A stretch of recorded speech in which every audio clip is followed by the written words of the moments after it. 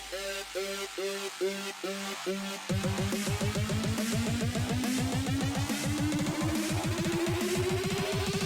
it madness?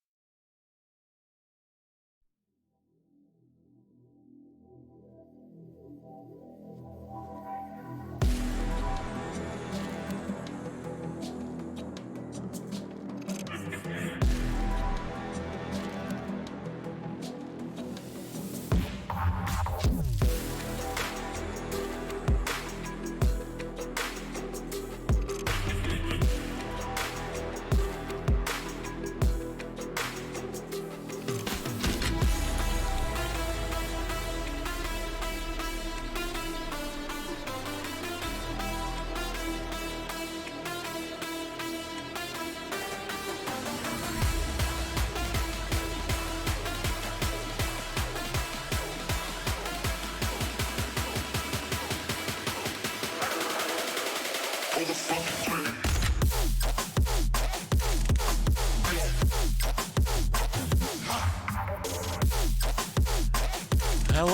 and we are live for week 3 of the EGL circuit.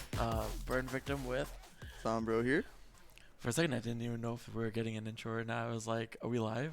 I'm not sure about that. But our first game, we have Tempo Rush versus Brave. Mm-hmm. I think everybody know who's the favorite this game. We were talking about like spam this tree to help BRV, and it's like, yeah, they're gonna need a couple trees, maybe the entire forests, but especially with like cause like season 2, like everyone like Kino and like Zetter was like doing like amazing, and like people still expected that, but the first couple of games, like even like Peanut and Banjo have been like really smashing bot lanes, so yeah, it's really hard to find like if you're like Brave, it's like, how do we win this game? And it's like, I don't know, but I really like the aggressive stuff that they were playing. It's like when they played against SRC, or no, not SRC, it was Alcove. When Brave played against Alcove and they were doing like the Elise Talon, and that like that got like a bunch of crap, because like Pro Frog was playing Galio and that was like really hard to punish. But I really like the aggressive stuff like that, and I wonder if they're gonna go back to the Talon, or if they're gonna do what's more like circuit standard or whatnot. Because yeah, I definitely think like if you can get like a huge lead in the early game, that like you like that's like your best chance to beat like Tempo Rush, is like trying to be active on the map and stuff. Yeah, because they want to follow their own plan to the late game most of the time, and kind of just sort of do an easy victory while trying to stay at least even in the early game. Usually sometimes getting ahead though, just because they are extremely skilled at the game. Yeah, they build like just like really nice CS leads, and especially like all of them in laning is like pretty punishing as long as it's not like super crazy. So if they can find a way for like Risk It to be like super aggressive, something early, and maybe get Tokyo's Drip like on the map as well, with like an AD carry that can like really carry. Yeah, I'd kind of like to see that, but even if you do like all that stuff, it's like we've seen it like a bunch of times against like Tempo Rush, where it's like you could play like 15 minutes of the game like perfect, and then like one mistake, and then it's like it doesn't matter. It negates all of that.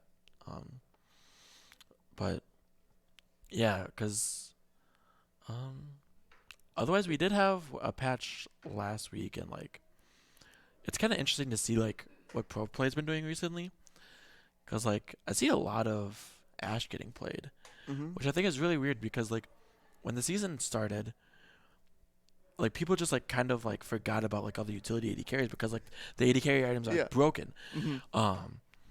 But yeah, I've just seen it like a lot. I think it was played in Europe today, and then I've seen like Asian regions play it as well. So I've also seen a lot of the fasting Senna getting through in a lot of games, actually. Yeah, you don't really see fasting Senna get played in the circuit too much, because it's like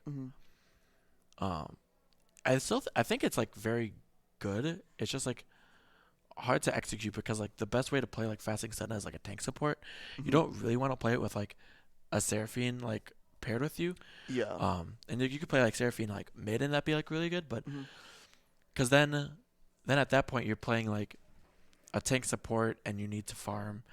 And I think the biggest thing is like people don't know like how much farm is like too much to give up as like a support, and like how much farm you're supposed to like contest. So because like Senna gets like so many stats from the souls.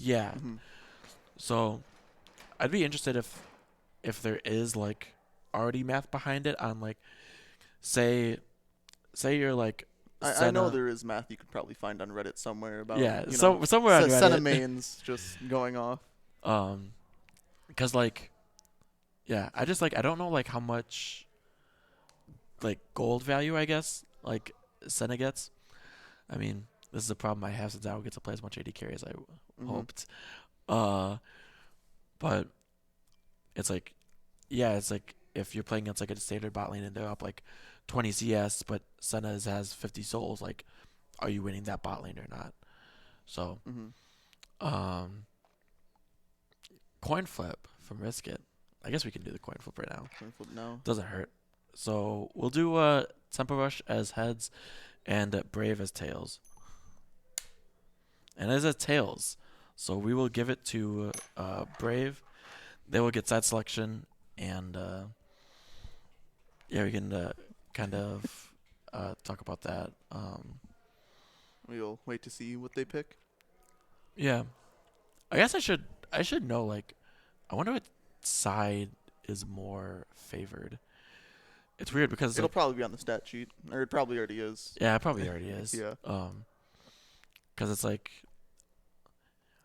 I there's a couple champions that are like super OP that you could pick on like blue side, but like I guess like everyone has like a different opinion. Like in my opinion, it's like if you play like Seraphine's like super Oh, yeah. broken, Mm-hmm. and that's like very flexible. But otherwise, like with like junglers, it seems like you can kind of just like trade junglers. So like before when like Udyr was super broken, like you could still play Hecarim. Mm-hmm. And so like say you pick blue side, if you like banned one jungler, then like red side could easily just like ban the second one like at the end. Yeah. So most of the time what my mentality is like a team either takes red side to either secure counterpick or to deny counterpick. So like maybe this game, I guess I wouldn't be like super surprised if like Brave went red side to deny like Kino counterpick, because like out of everyone in the circuit, it seems as if like Kino and like CLG are the best at like just like smashing leads like 1v1 and getting their own advantage Yeah. without Mm-hmm. without needing like jungle assistance and stuff. Mm-hmm. Um so yeah, we'll get that information soon. It still looks like we need Brave to get in here. So We're just waiting on the teams to all file in single order line. yeah. So what are your picks to watch this game? What are you looking out for? Yeah, kind of like a little bit like I said before. I'm really looking at like um, Risk It and Tokyo Drip to like be like really active around the map. Yeah. Um, I don't know what champion that is. I'm actually not like I'm not like a non-believer of the talent. I actually like kind of like it if you can pick it in like a certain like matchup. Mm-hmm. But I guess yeah, because I think if we're ever gonna win, it's gonna be like mid jungle being active around the map, and then bot lane being like even until like they need to get aggressive. Like if like Mm-hmm. Tokyo's Jump and Risk it go down, and I would hope that um I I think Brave's top laner is Dionysius. I think. Yes. Yes. Okay. I I, would. I also believe Yeah. that is the case. I hope he stays on an island. I would like it to be kind of You hope he like plays top lane? well yeah no. But I was gonna say like so I was thinking about like IPT and like IPT especially when like Pepsi Cola was their AD, their bot lane was like super strong, and then Mm-hmm. Kennedy was Kennedy's just like a really good juggler, Mm-hmm. Mm-hmm. so they just played bot side, and like Max wasn't that great of a top laner, so he was left on an island. But the times that IPT did really well, especially like the one game that they beat Tempo Rush, was a lot of Max making TP plays happen bottom. So I would hope for that to try to be like the same game plan where Dionysius makes like bot lane plays happen, and then maybe Risk It like absorbs farm like Kennedy used to do, um, and yeah, try to just really win through like bottom lane. Mm-hmm. Cause man, do you remember what Team Brave played against week 2? Was that I'm trying to think who that was. No, I don't know. Cause Group A is you Was have it like us? Was it EGL? I think. Did I play against them? Did you? I don't remember this. That's a good question. I was casting. I should also remember Yeah. this. I may or may not have been playing. Maybe if Twitch chat could help us out. If you remember who Brave played against week 2, then then it would help our discussion. So, but it looks like Brave is gonna take blue side. So, trying to think of like who all these people are. Brave took blue. Yeah, you have Kenny Frank bottom lane. I think. Denise's top. Risk It jungle. Tokyo Drip mid. Yeah, Kenny the Mink ADC. guy is. I think just I think coach. it's a random. I don't know. I don't think it's a random. I think it's like their coach or something. Oh, I see. I see. It's gonna spectate. Yeah. I see. Yeah, cause like I wish I remember, cause I can't remember like how well like their bottom lane played. Like you can't really do anything against. I think like the Alcove game, like Alcove, that was like really convincing from Alcove. But yeah, cause I thought Brave was 1-1, so maybe they played EGL. That would make sense. I don't remember. Considering EGL just never stood a chance against any team. Sad. Hey, don't say that. You got. We got. We'll find out later. Yeah. It'll be yeah. We'll find out later today, where we fight Alcove, and I get to cast my own team. Flame you up players. It's like, Vinny, what are you doing? Oh, don't jump forward again. There goes Aaron jumping again, exactly like how we practiced. I also miss Vindy. Yeah, I get it. I'm just a subpar Vindy. Sag. No one likes my casting. I wonder. So 3 minutes till game. Or champ select. Excited to see what's gonna happen out here. Yeah, I don't know. So I don't expect this game to go. What do you think that BRV is gonna ban this game, knowing knowing that Zutter's on the enemy team? I am a pretty big advocate of just 0 Zutter bans. Cause I don't think we've actually seen that yet so far at the circuit, even though there's been a lot of people saying that you should try that. Yeah, I just like Zutter could play like everything like very well, so and like I mean when you're that high level, like he's like master with 5 wins. Yeah, he's not even like like a one trick in the same way that like Mechanical Reaper like kind of is. Like Mechanical Reaper is like more of like a one trick for Shen, but like Zutter plays like a crap ton of like Kha'Zix and solo queue, but he can obviously play like a bunch of other things.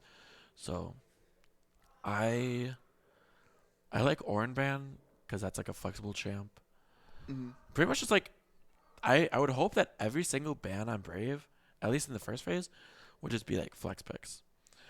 Cause like we saw like Kino play like Karma top, and that's like very flexible. You saw like Galio, being a pretty like strong pick for Rush. So I would think like a Galio ban, and then like Galio, Karma, Ornn, and then maybe Brave plays Seraphine. I don't know, but yeah, that would be like the big thing I think of is like if you want to play blue side, especially since Brave like won the coin flip, then I would think that they play Seraphine, and that I mean I don't have to do research for Brave being on the other side of the on the other group, but I would think that Seraphine would be in there. I don't know, like I'm not sure what else they would like have you prioritize. Like you could ban stuff that's like easy strong team fight stuff like Malphite or or like maybe Tempo Rush bans Galio. So yeah, that'll be interesting. Tempo Rush definitely, like both teams definitely doing their research. So I'll just hope it's an exciting one, and BRV doesn't get blown out too hard. We all know it's gonna happen. We'll have more exciting games later. We gotta. Yeah, we'll have more exciting game 2 will games be. later.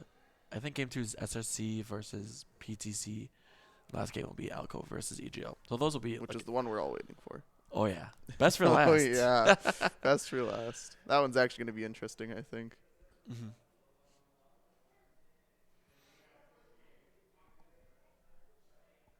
Okay. Right. And And Seraphine's gone. banned on the blue side. Interesting. They obviously have something else that they would like to first pick. Normally on blue, I feel that Seraphine you would want to try to pick up.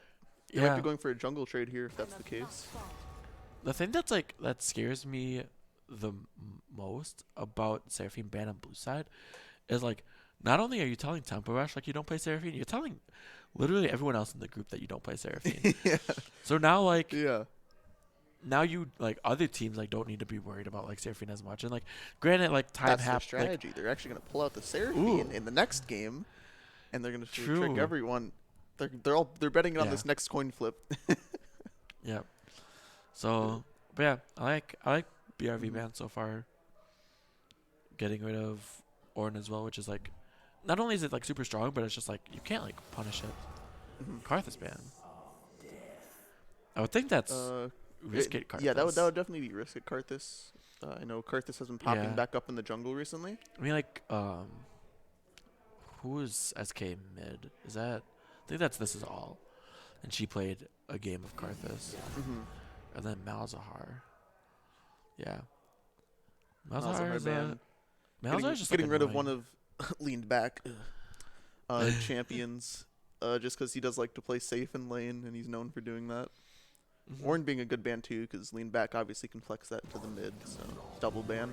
Yeah, and Kino can definitely play it if he wants, but yeah, and actually, so Hakram getting banned and Udyr first pick. So Yeah, normally you see like both of those champions just get traded, but like they You banned Hecarim.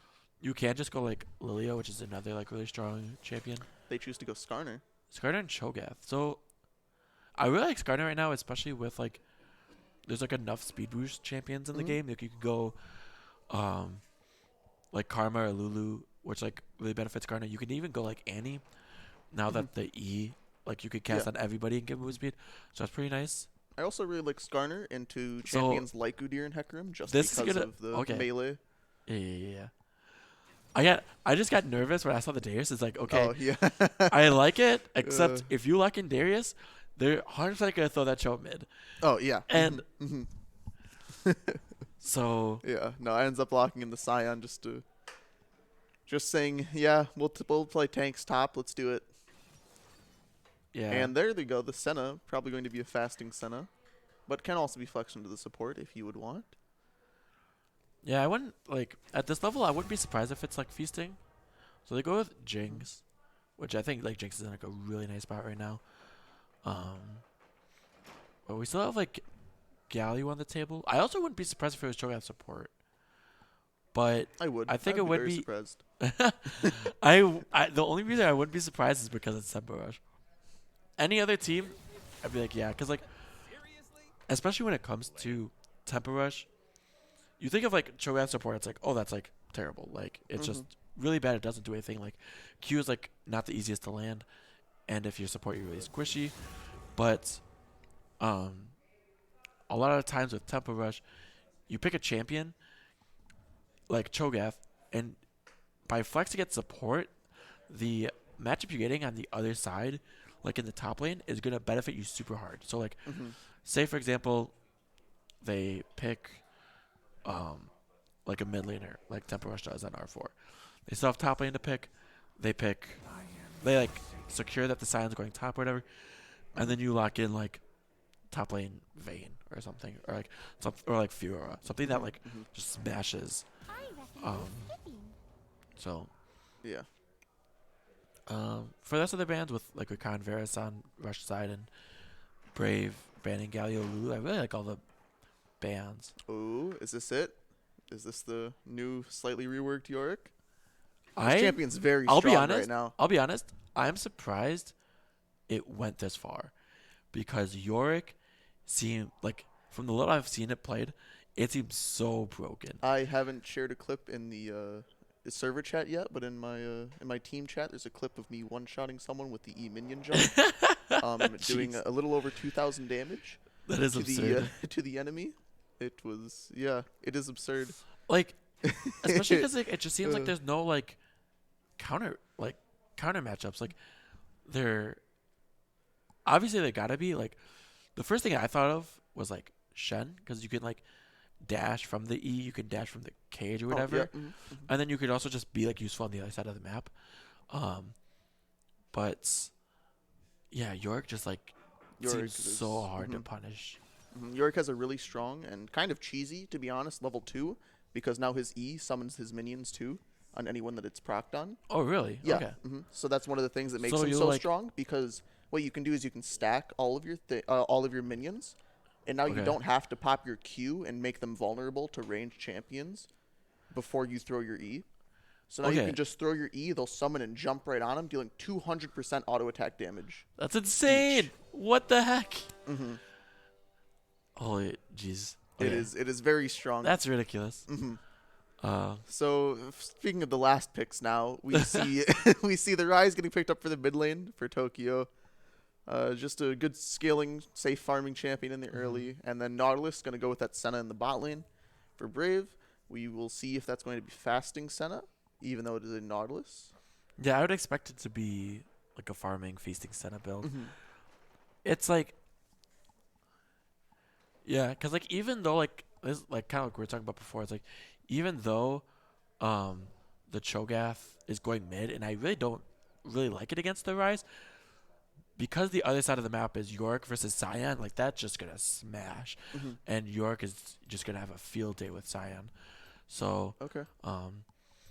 yeah, and then with the bot lane, like Jinx Taric is gonna be like really nice. Taric is just like in a really good spot. It's like kind of like the support version of Kindred, where like both champions just really, really thrive when like the enemy team like has engaged to be able to kite that back and be able to like re-engage afterwards. So like you'll see that in this game from like with like this Garter as well, where if Brave like tries to fight, then Rush will just be like, all right, kite back. All right, let's go in with Skarner, bring someone back, and try to like isolate people. And if Skarner ever like takes someone, then that's really easy to bring him to a Cho'Gath and then eat him and like. Yeah. And then after that, then you get like Jinx reset. So Yeah. yeah, it's like a lot of teams think like, oh, you need like solid engage. It's like yeah, that can happen, but the nice thing about the tempo rush comp is you have a bunch of champions that don't engage, but they don't like need to.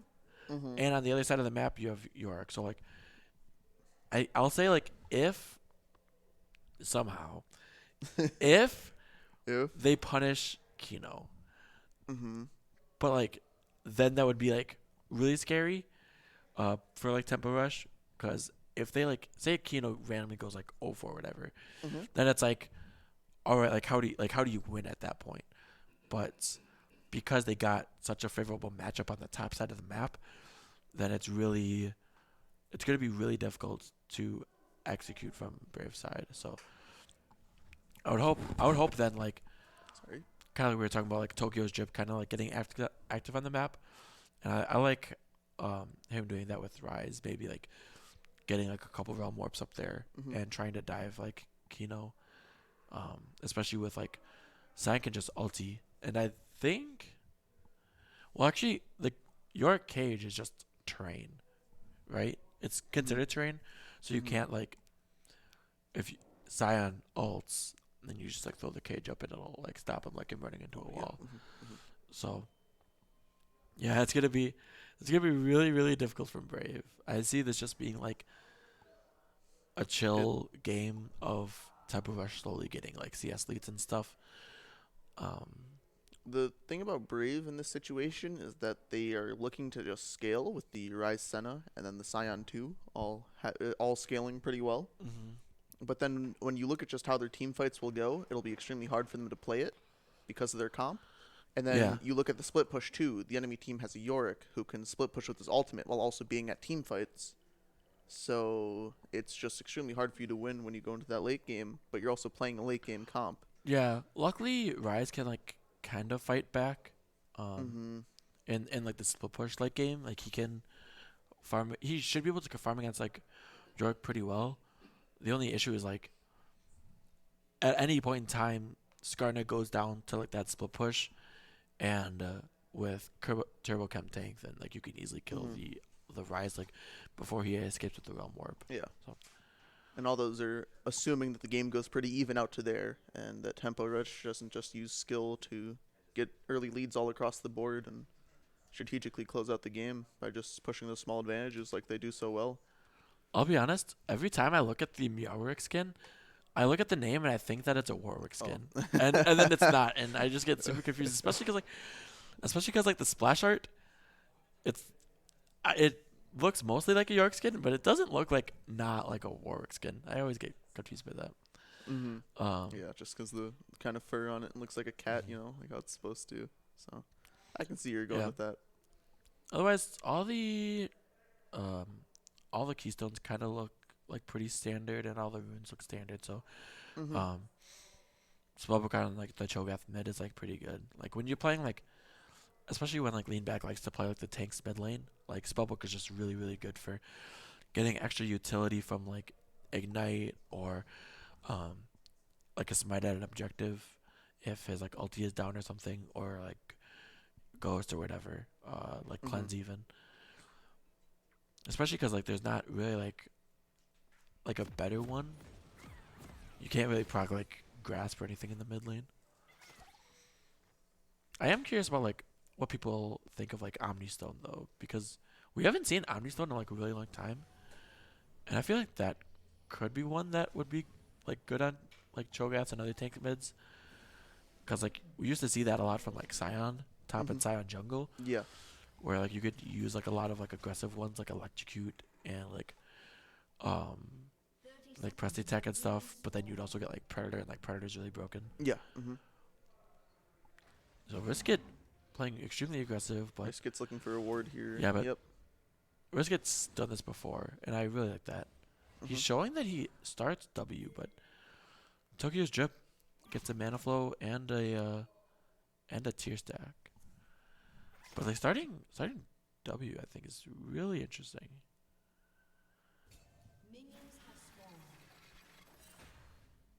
I think Picking up Skarner blue Spires. side, both sides just got the Skarner. Mm-hmm. Not a standard 5-point totally with the Braves team going out and getting that early ward on, and Zutter choosing not to I clear wonder if it. they're gonna do something spicy like the bot lane. It looks like they're just gonna show and just try to shove.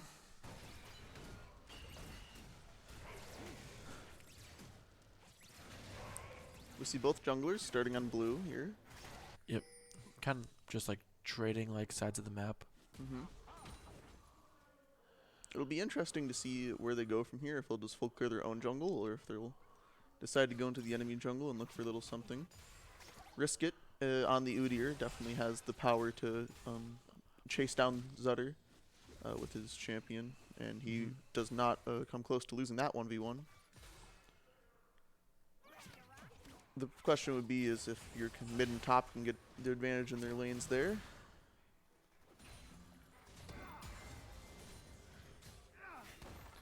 There's that level 2 cheese. He hit the E, and then his minions go in and deal so much damage to him, and he gets all those auto attacks off with Conqueror That is too. gross. Mm-hmm. It is absolutely disgusting if you cannot dodge that Yorick E. And when you're a melee champion and in melee range of that E, it is super hard to do anything about. And especially because like I gotta imagine it's so easy for York to hit level 2. Mm-hmm. So You just have to hit level 2 while having like 1 or 2 graves, just queuing 1 or 2 minions. So you probably play a lot more York than I do. So like, tell us like. Lethality, yeah. So tell us like, since we haven't seen this champion in so long, like how does stacking the like minions work again?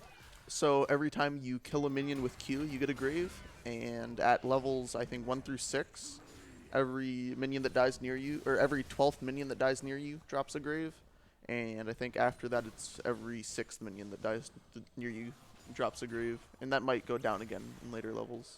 Okay, but mainly like last hitting will get you one. So Last hitting with the Q, yeah. with the Q, okay. With the Q. Yeah, so it's that even, and like what's the cooldown of your Q? Do you know? It's like 4 seconds. Okay. Does it do they expire at all? I'm assuming that The graves expire when you move too far away. And you can only have 4 because of them. the graves spawn like on the ground. Yeah, the graves right? spawn right where the minion died. Okay, so it's kind of like And a they're just, Zyra yep. plant But you or like a cannot solar. destroy them by walking over them. The enemy cannot. Okay, so that's pretty nice. So like they don't, as long as you're in lane, like they don't expire. Like here, if he goes under tower, that one might be too far away. But Okay, gotcha. Yeah, so that's really nice. It's nice that like you don't lose. It's you, a you good really trick to don't do lose would be them. to spawn 4 minions and then create 4 graves. So even after those minions die, you can just create 4 new ones instantly, which is really nice for having good lane pressure. This mid lane's actually pretty good from Tokyo's drip. It is hard for Cho'Gath to do anything into the ranged matchup here. Yep, having to blow flash just because he would not be able to get out of that in time, and having Q up along with those minions hitting on him, it would have been almost impossible for him to live there. Yeah. So now Denisius blowing flash in the top lane, and Kino having a good wave at the top here. Yeah, he's up. CS, Can which we get the camera back to top? Anybody, any chance? yeah, so it looks like okay. it'll So most likely freeze. I don't think. That Q does a lot of damage. Yeah, the Q does a lot of damage. It is a very strong ability. And that's considered an auto reset, right? Yes. Okay. Does that apply Yeah, on hit effects? this isn't gonna freeze here. That was what I was wondering. We can go back to the auto. Right. Yes, it applies on hit effects. It is just an empowered auto attack. Okay. That's what I thought. But, Yeah. otherwise, junglers are kind of even far. It looks like Udyr's starting up a Cloud Dragon, Yep. so, and that's actually like really good on Udyr since like in case people don't know, This is a fight in the bot lane. Kenny is getting rooted out here. He is seen. He's just getting auto attacked a lot. Bonjo's just going in there, auto attacking Kenny no longer as the stealth, but Peanut is getting really weak here too. Yeah, They're just gonna both walk away. Peanut's just gonna heal back up with that though. Yeah, Peanut gets the heal a lot. Kenny has the Q that he can use to heal. Denisius is taking a lot of damage here too. Zutter's walking up. No, he's just gonna look for an invade here. There's nothing to take. Denisius is taking a lot of damage from these minions too, even after the trade. This is really interesting. Like he's up 1 camp, but Riskit just got the dragon, and the dragon also gives 4 CS along with 100 gold. So, I mean, it's an even trade. Yeah, it's interesting because I think Skarner's on the Gromp now, or he might. I don't. It hasn't spawned actually, yet. He's just trying to kill top. Looking to dive Denisius here. Yorick hit level 6, so he pops the ultimate here, and he sells the E on him, so now he's getting channeled on. Or now he's getting tanked. Kino is tanking the tower here. Kino's still tanking. He didn't realize his Maiden was still auto-attacking there. They just have to call it off. Kino's taking That's too actually, much. like, really Zara didn't have the ability to lock him down. Denisius doing really well to survive there. I don't know if it was a misplay by Kino there, or Denisius just being really well with that Q there, blocking Zutter from getting anywhere near him, too. Oh, but this is getting kind of bad for Riskit, because, like Zutter was wasting, like, a good amount of time, but Riskit was basing, and then canceled his base to try to make something happen bottom, and then left, and now Riskit is going top side when he's about to lose his blue, and he might even lose. Zutter has to. He might lose the Gromp. No, he's not going to lose the Gromp here. Okay, so it's not that bad. It could have been. He lost a blue for doing that though, and now Zutter has a really good clear going on to his blue side. Now we see Zutter using the ultimate here in the mid lane, lead back, missing that Q. Oh no! Tokyo has the flash. Tokyo doesn't even have to use the flash, does he? No, he has to. He used the flash right before he died. Lead back, flash ults him. Tokyo tries to flash it. I cannot believe. But oh my god! I can't believe he got that off. I thought Tokyo's drip. Lean back played that so well. Tokyo's drip was so greedy with that flash. But like Lean back missed the Lean rupture. back. Yeah, he missed the initial rupture there. And like when you're suppressed, like you can't do that. That you almost. Yeah, we see this Yorick oppression happening up in this top lane. It's just so annoying to have to fight against. Your Maiden spawns a minion from every enemy minion that dies near it. Or spawns a thing. Alright. So can we go back? Yeah, this is the replay. Yeah, this is the replay. This is the replay. Because like... we have more fights, so we will not see replay. We'll not see the replay, but that was... He procs the phase rush to be able to run away. Yeah, procs the phase rush to run away, yeah. Tokyo's drip this might is happen here. here. Lean back taking some damage. Oh, he's not doing any damage to him, actually. Oh, he has the lost chapters. Now he's just unkillable.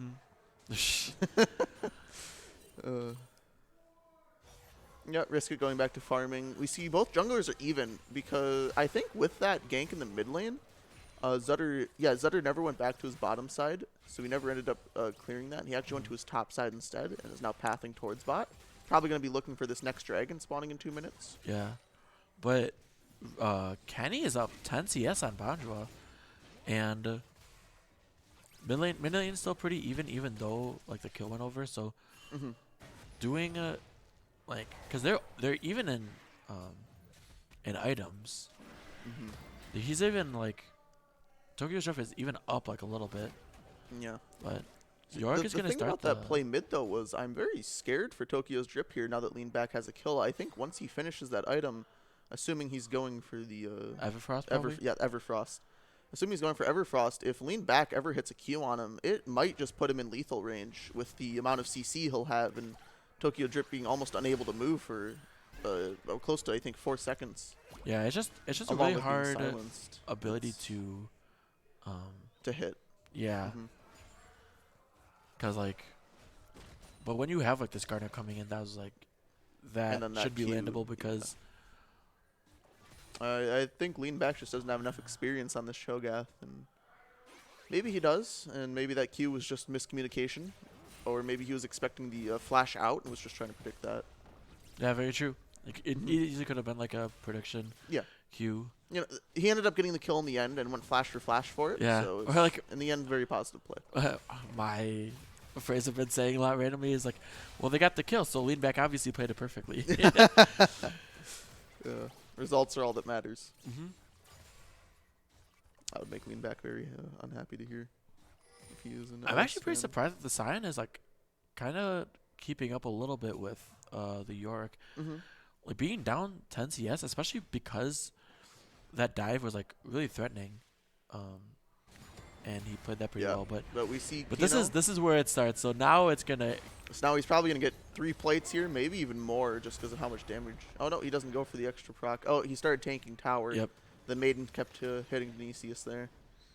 Can you control the Maiden like you can Tibbers? No. If you press your ultimate again, it actually unleashes the Maiden, and it just stays in that one lane until it dies. Okay, and it will just auto shove whatever like lane a Herald? it's in. Yep, it'll auto shove like a Herald in that lane. Okay. Yeah, because that's like the nice thing about like Annie and stuff. You can. But the nice thing about being able to do that with the Yorick Maiden is that you can go to a team fight while also having the Maiden in like the top lane. You know. Yeah, and I gotta assume that when a Maiden last hit something, that York gets the gold for it. So. Also, if his minions last. So this is actually really good from Brave getting this dragon, because it's an Infernal Soul. This is a good win con here. Yeah, and it's a very real win con. Like you have like a winning, like a very slightly winning bottom lane. Like it's not winning by like a whole lot, but they are up CS and they're up pressure. And so something I want to point out here is Kino is maxing his W second, which is his cage, which gives it more health to have to break through. Dionysius using the ult there, I think, just to try and help clear the wave and try to scare Kino off there. But now Kino is maxing the W second to give it more health, knowing that the enemy champions don't have many dashes that can go over walls. Actually, they don't have any at all. All they have that can go over the wall would be Tokyo Drip's ultimate here, which he is using top lane right now. Zetter also using the ultimate there. Dionysius is just not dead. He ends up living. Kino ends up taking that tower, though, at 12 minutes and 24 seconds. Zetter using the ultimate to try to get him off, but Kino just wanted that tower so badly, not choosing to go for the kill. And now he's poking a lot of damage onto Tokyo's Drip here. Tokyo's Drip is getting super weak, and he has to flash again. With that cage level, there's no way he can auto out of it. He didn't even try. He just had to use the flash. So you mentioned something that I don't, like another thing I don't know about York. So how much damage is required to hit the cage to kill it? So it starts off at 2 for the first 2 levels of the ability, and then it goes to 3 for the levels 3 and 4. Then it goes to 4? Yeah, 4 for the last level. I just lost my mind. Yeah. And I think that is it, yes. Kino's level 8 right now, or is he? No, he must be 9. He's 9. He's level 9. Because Sion's also 9. So that he'll have 2 points in it, but when he gets the 3rd point, that'll be really big. It already has 3 health, so he might have. Can we click on the York? Yeah, he only has 4 points in Q at level 9. Yeah, to get that extra. Just so he could give that level 3 to his cage, just so you can have it will have 3 health then, just to make it so that one auto attack speed harder to run away. Yeah, that's really, really smart. Mm-hmm. I was debating this myself while I was playing Yorick, but if Kino does it, then obviously it's the right call. Yeah, in Kino we trust. Mm-hmm. Obviously, the enemy champions also probably played a big part in that decision. Yeah. No dashes over walls, period. Mm-hmm. Yeah, and that's like that's kind of like the nice thing about like picking the Yorick when it is like obviously like Yorick is good, but the champion becomes less effective if you just pick like things with dashes to get out of the cage, and then it becomes that much harder for. Yeah. Because, you know, like with Nasus, who's also a good split pusher, you can just slow them, and that's point and click, and they can't escape that. But with the cage, if you just have a small dash, you're out. Frank going for that hook in the bot lane. Banjo taking so much damage here, but now he's stunned up. Kenny is almost dead. Jinx ultimate does not end up killing him. Banjo is super weak here. Yeah, I was going to say, like, Banjo Frank played that really well. Kenny really ultimate there. Now so there's 3 people in the bot lane. Zutter is going in, but now Frank just wants the fight. Frank ends up hitting the Q on Zutter. Zutter is stuck in a 1v3 situation, but Pina has the ultimate going down. Then he gets out. Riska just got ulted in by Zutter. Frank now gets stunned up, and they all just walk away scot-free. No one ends up dying. They get Tokyo Drip's ult into the bot lane here. Yeah, that was weird. I was totally expecting... not ult, TP. I was totally expecting Tokyo Drip to TP sooner. I'm surprised. No, he's ulting. They're going for this. Wait, can we go bot lane again? Yeah. Okay. They're going for the dive here. They're trying to dive Zutter here. Tokyo's Drip is taking tower. Tokyo's Drip is dead to tower here. Peanut Abs is walking away free, and now Banjo has the reset, but he's not going in for more. Peanut's that was like weak here. What just happened? Why did they go for that? I don't know. That was such a weird call for the dive. They're actually doing a lot of damage to Banjo. Banjo does not want dead this. Here. Banjo is dead. Yeah, Banjo's dead, and then Kenny is just going to kill Peanut here. And yeah, Peanut's now dead. Now Zutter and Lean back are trying to run out. Okay, Cyan has TP. They can TP to this. Kenny's just dead here. Oh, no. He flashes, and then Frank is just going to give his life to save Kenny here. Never mind. Zutter has the flash here. He ends up stunning him, and then that Everfrost comes in, and now it's a double kill over to Lean back. Oh, no. I've got to believe that, like, Cyan can TP there to, like, save their bot lane.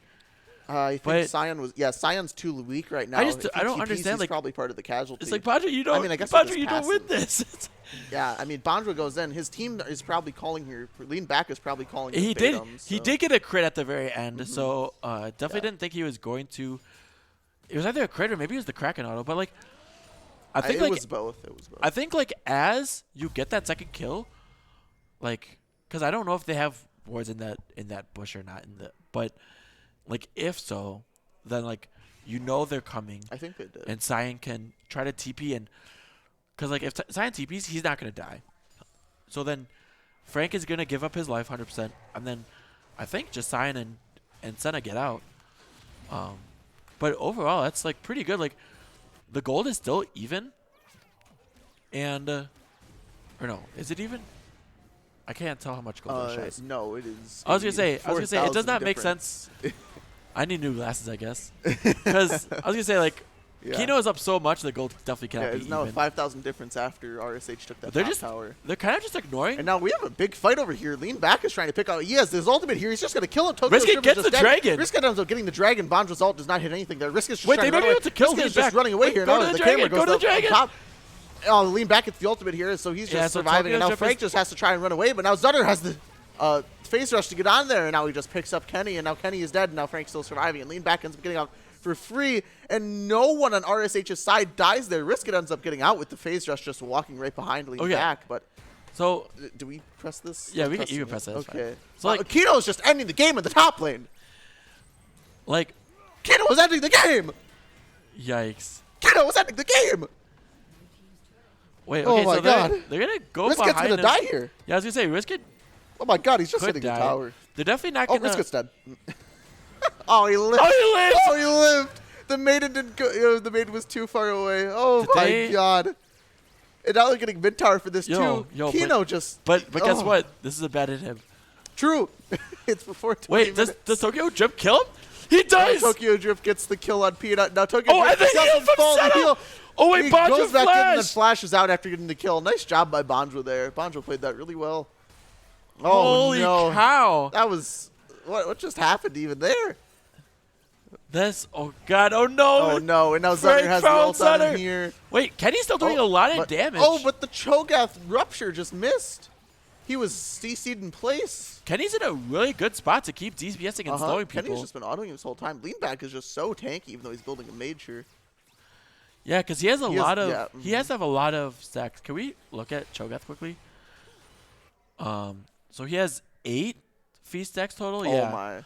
and I know a couple. I don't think he has the 6 from minions yet. I want to say he has at least 3. If like Can you hover that? It should tell us. I don't. Yeah. Yeah, so he has 5 from minions. And he has 3 from. So he gets one more like free. So he has 9 stacks. Yeah, yeah. So he'll have 9 really soon. He has a lot of health right now. Yeah. Frank is just on He's actually going. He's going Death Cap, and he went Sork shoes. I would have totally thought he would have gone like Pen Boots. This is Scion TP. They really want to attack the York now, which I think is really good. No, he's taking a lot. Yep.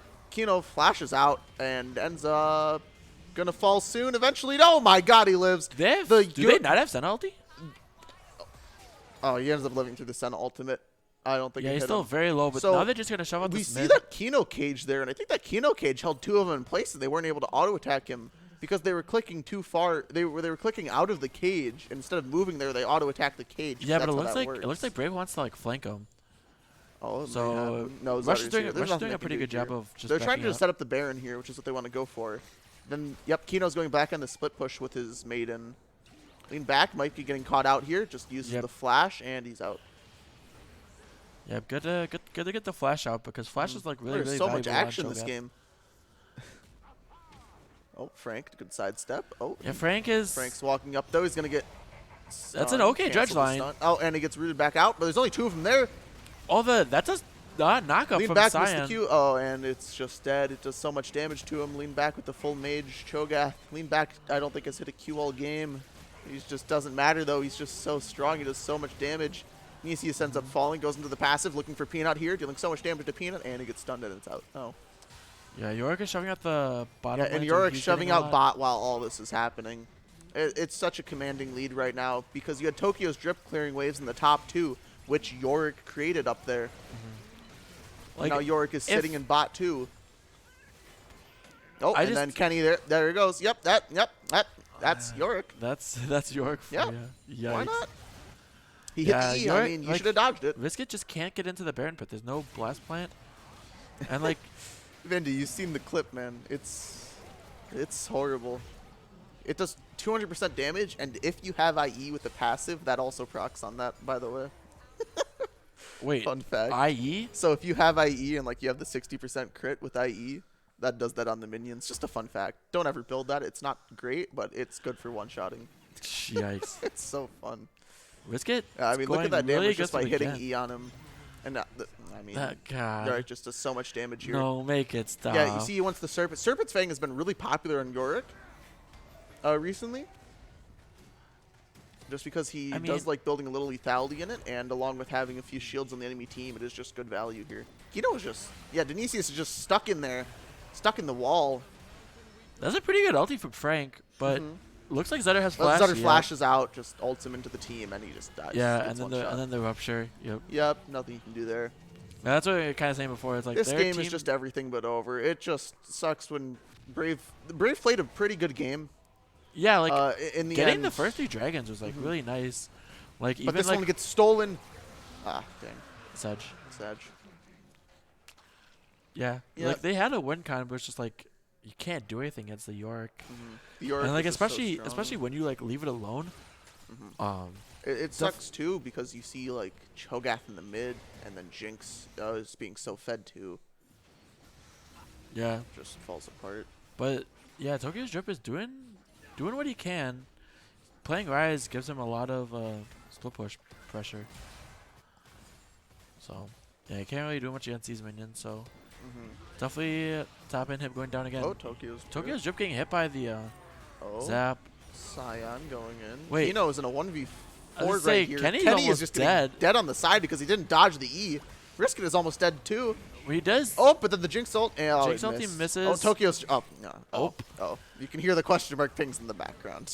I think that about sums that up. They might be able to kill leaned back. Riskit is super fast right here. He's already in the back line. Yeah, I think he's a little too far. He's way too far. Oh. I think it's okay. So they're gonna use the Zutter's immortal right here, and he does not have his ultimate right now, but he has the CC from his E. Everyone's backing up. Risk it. Oh, Risk it hits by the knockup. He's just going to die here. Maybe. Maybe. No, he ends up living. He actually baited the enemy team. Frank goes in, but Frank. How are they all living here? Frank or Flash is out. So like, I mean, Tempo Rush is like so far ahead that they don't like really care, but like that little part is like the problem with their team comp is like they don't have engaged. They don't have a way to end the game, but like because of the split push pressure, and the winning lanes, like it doesn't matter. Now their enemy team, even if this game stalls out and goes another 30 minutes, please don't go another like 15 minutes and wait for Seoul to end the game. Yo, there's 2 Bandit teams now though. Oh, true. This is 2 times as many as last time. Yeah, now we see that Brave is actually getting a lot of farm here. So they might be able to close this 14, I don't know, what is it? No, they're not 14K down right now. They're 11, 12K down. 12K down right now. Only 12K. They're already closing the lead from 14K down. And I think that if they just keep farming this, they can end up winning the game with an amazing comeback, the likes of which have never been seen before. Yeah, I think Risk It is just face checking this bush here, and Kino's here, and now he's stuck in this. The cage has 4 health, but Risk It tries to flash out. He flashes out too late. He ends up just dying. Kino ends up blowing the flash there too. I was gonna say something, and then Risk It completely negated what I wanted to say, which was, like I love how Risk It plays like aggressive, because like you're not gonna like come back from a game from playing like super passive. Yeah, passive. But all Risk It needed to do to win this game is do nothing risky for 2.5 minutes. But he has to risk it. No. You gotta risk it all when the dragon spawns and you smite the field for soul. So you just save your flash for that, and then right before I said that, he goes aggressive, out and then flashes out. And it's like, because like that's. Oh, and then they're just diving here. Zetter picks someone off, and then she just melts. And now Denisius is just trying to live. The tower's just already gone here. Denisius ends up falling. Now he's in his passive, and everyone's just dying. Now only Risk It and Tokyo Drifter left here. It's a 2v5 situation, and the game's over. Yep, I love this screen. We'll never see how it ends because this is how our spectator decides to play the game with us. Yep, unfortunate. So, well, congratulations to Rush for that amazing victory. Definitely better than I expected, to be honest. Oh my God, look at the damage. Jesus. I mean, it's just, like, you don't want to... Yorick is just so strong. Wait, did Risk It do more damage, or is that Nautilus doing more damage? Nautilus did 8 more damage than the Udyr. Sad. They did more damage. They did more damage than Tarek though. But no, like in all honesty, like Brave definitely got more dragons than I was expecting. Like I know that they had a good plan going into it. Yeah. So, and obviously like if that soul would have been different, like it would have been like a lot worse. Luckily it was like Inferno Soul, so it was something to fight for. But yeah, I think they played it pretty well. Like even the sign was doing like not terribly for the most part. Like 12-minute tower kind of sucks, but he was kind of left on an island. So for being left on an island, he did pretty well. So, but yeah, let's get Banjo in for an interview.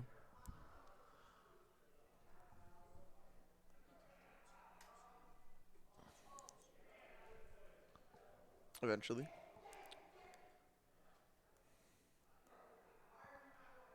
So what's the first question? Why would you pick Yorick so late? Kinda, yeah. I wouldn't be surprised if Leaned Back plays it, but it just seems so bad. Yeah. I mean, the Yorick obviously being the star of that game there, just so strong. Okay, hello? Oh, hello. Oh, we hear him. Sweet. Can you turn him up, like, higher? Yes. Okay, can you speak again, Bonjo? Hello? All right, yeah, there you go. That's awesome. better. Okay. So,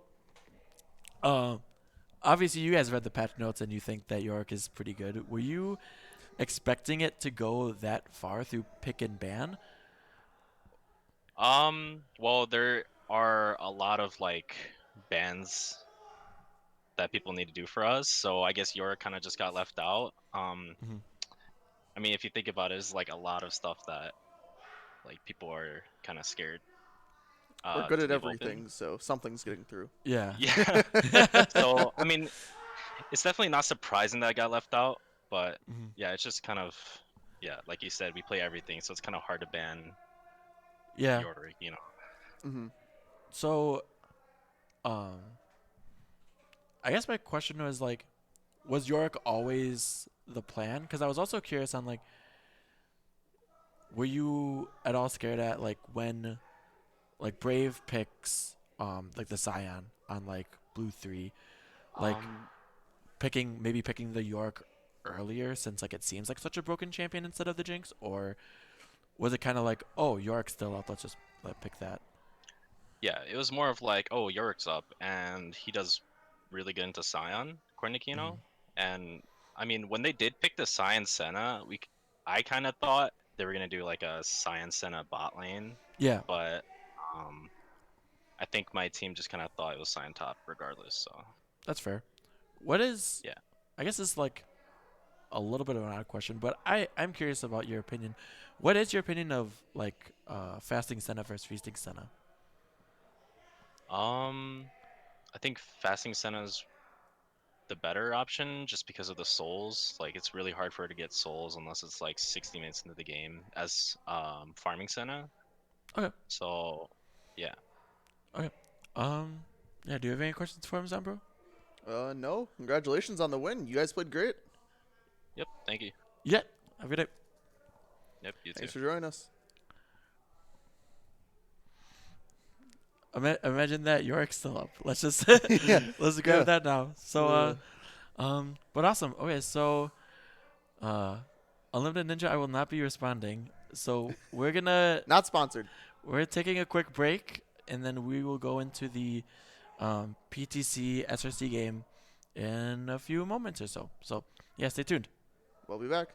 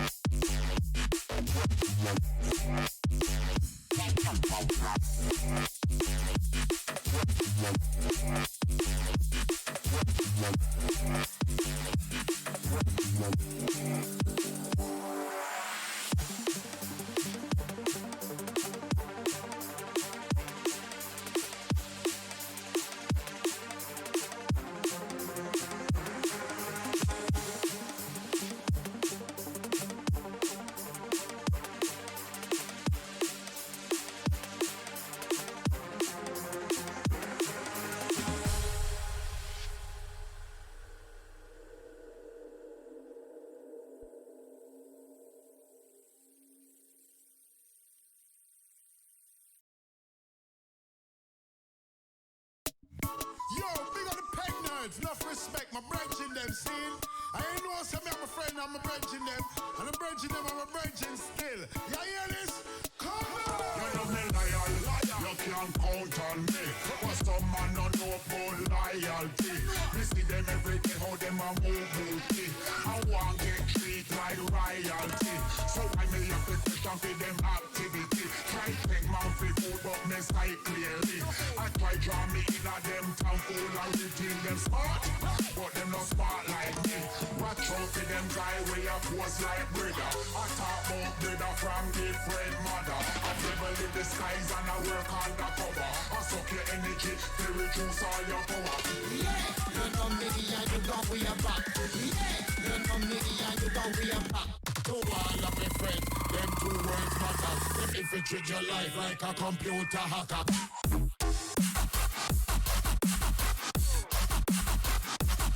Okay.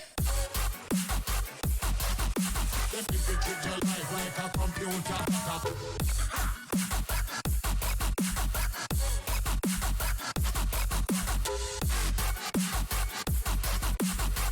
Treat your life like a computer. May have a few bridges, me not the more than that.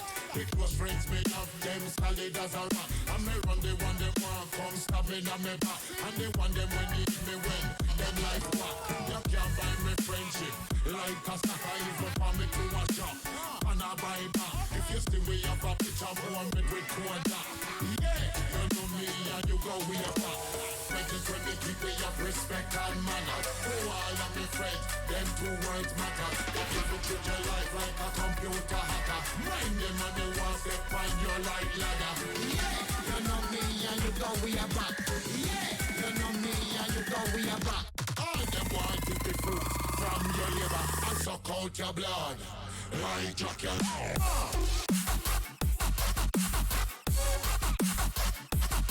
What? If you treat your life like a computer hacker.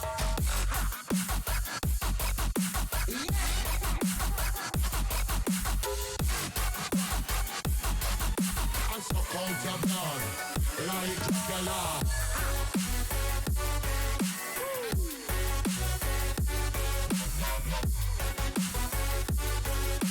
If you treat your life like a computer hacker.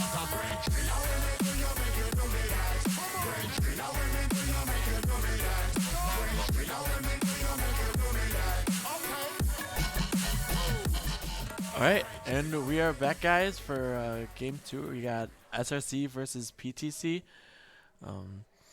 I'm hoping this game is closer than the last one. Last game was it was pretty close. There was a win condition that was very alive in the Brave Rush game, but Top Gap was really collapsing really hard on him when Kino's on the second Nexus tower at 17 minutes. Like, yeah, it's really hard to stop him. So, kind of makes me wonder, like, because like when we were talking to Bondra, he's like, "Oh, like York's up, York's broken." It's like, I'm interested to see how these two teams approach York, and if it's gonna get picked or banned this game, and if it's gonna get picked or banned, like at what point? Like, is it gonna be like a phase 1 ban? Is it gonna be first pick blue side? Stuff like that. Because the champion definitely seems like extremely strong. like potentially even like blind pickable. It's hard to say. So I don't know.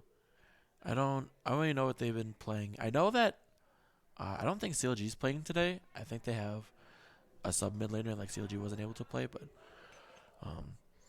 I also wouldn't be surprised if like SRC does some like flex stuff, kind of like how EXE like has done in the past, because like their players are like, pretty flexible. So You want to do the honors? oh sure, yeah, we'll do the honors again. We'll let people talk about what they want to do. So we gotta get this out of the we'll- way. yeah, we'll give a PTC heads and SRC tails, and it is a tails. So SRC will get side selection, and they can do with that what they want. If they get blue or they get red, so then we can really start talking about draft, because last game, Brave chose blue side, and they didn't really seem to do like a whole lot like with it, unfortunately. So yeah, I mean SRC. I wonder if SRC actually plays Seraphine. Between like Kabos, Gabe, and whoever their like sub mid laner is gonna be, like Kabos and Gabe don't strike me as Seraphine players. But I know I'm pretty sure Mega Man and Big Lots play it. You So could just ban Seraphine and get on blue side. Why not?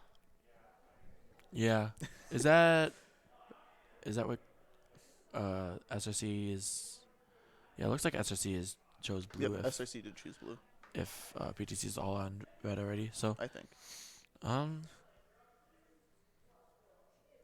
yeah, we still don't have any of the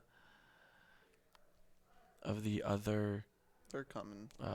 SRC members. Yeah, I wish I knew who their mid lane sub is. I mean, heck, it could be Timeless, except Timeless only plays Tryndamere. Timeless loves it when I say that to him. He's like, "No, trust me, I play other champions." Like, do you though? Tryndamere could play in every role. Yeah. Of course. Support Tryndamere coming to a circuit near you. Timeless will bring out Shaco this game. I wonder. I actually want to see that. I wonder who the first Shaco in the circuit's gonna be. Well, it has to be boxes. Ooh, true. They won't be boxes. I was gonna say I heard Spoiler alert. I heard from someone that like Boxes doesn't like playing Shaco anymore. He doesn't. No. I'm surprised he keeps the name. Then it's like I hate Boxes. He actually doesn't like the name that much, just because people always think he's. Oh a Shaco God, player. Unlimited Ninja says check my match history. If I see Shaco in there, I'm scared. I don't want to see Shaco in that. Yeah. Otherwise, it seems like PTC's been playing like pretty much like standard stuff. They haven't done anything like really spicy like Rush likes to do, or so I wonder if it's gonna be kind of like Mega Man like trying to play like a carry again. This guy beasted as D2 or is that D1? So that's a pretty good rank to be. I don't know. Well, Especially with like CLG not in, like, cause like CLG is like definitely SRC's best player. So, I'm guessing that like Beasted is gonna have like a fine time. I'm just curious on if he plays like the same stuff that like CLG plays, where like CLG could pretty much play anything. He could play like mages, but he's also like blind picked Fizz and like smash people. So But it'll be interesting to see. I'm hoping this game is it has as much action as the last one. I'll say the last game did have a lot of action. That is even though true. It was especially bot lane. That was wild. There was a bunch of action bot lane. we like never had any time for a replay. It was Yeah, crazy. we're like all right, and we're going to do replay, and we're replay, and we're out of replay. and Oh, we're okay, out. maybe we get a replay of that. Nope, into the next one. Zip, dive, duck, and dodge. Eventually, we'll find a spot for a replay. Yeah, we'll just have to hit the button like super quick. Just hit it like all the time. Just we get a replay, replay that replay, replay that replay of that replay. we have time? No time? Got it. My producer is now mad at me.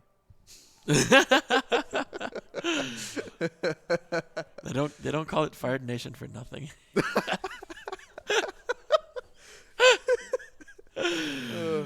Okay. How much time we got left? 4 minutes. 4 minutes. Started early. Send it. They're ready. Yeah. R question mark. They're ready. We have predictions. Was that last game? Do we have that last game? Yeah, we had predictions. Oh, really? Everyone had predictions. I expect SRC probably to because win. they're all the same color. It was probably hard to notice. True. Oh no.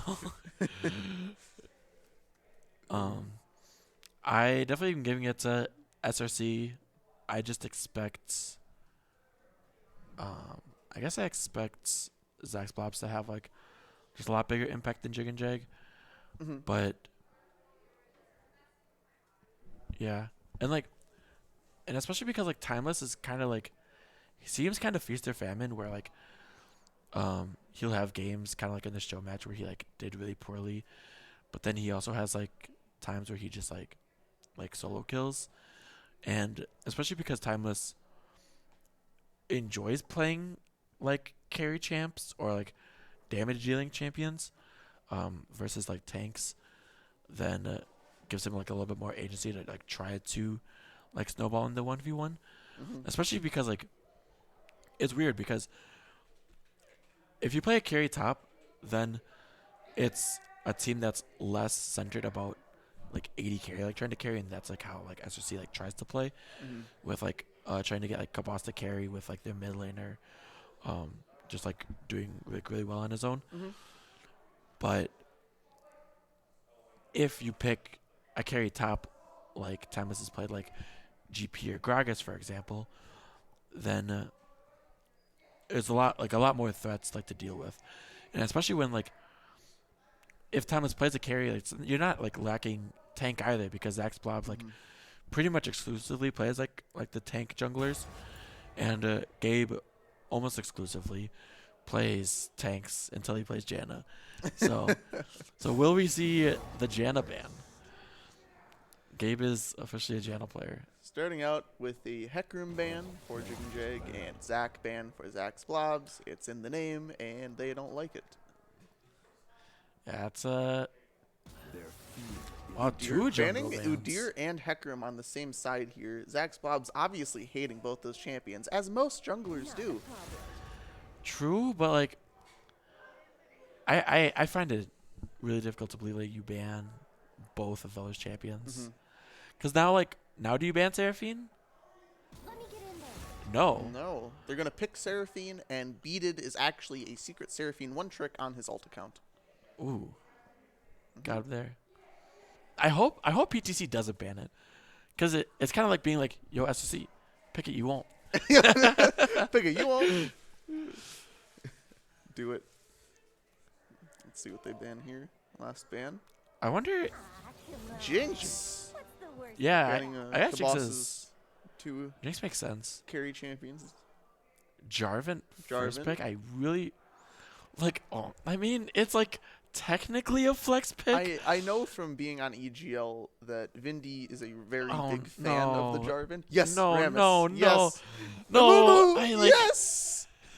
These are great picks. I just want them to like insta-lock. Everything with the Jarvan was I the want best. them to like insta-lock like Seraphine and Olaf right here. Yes.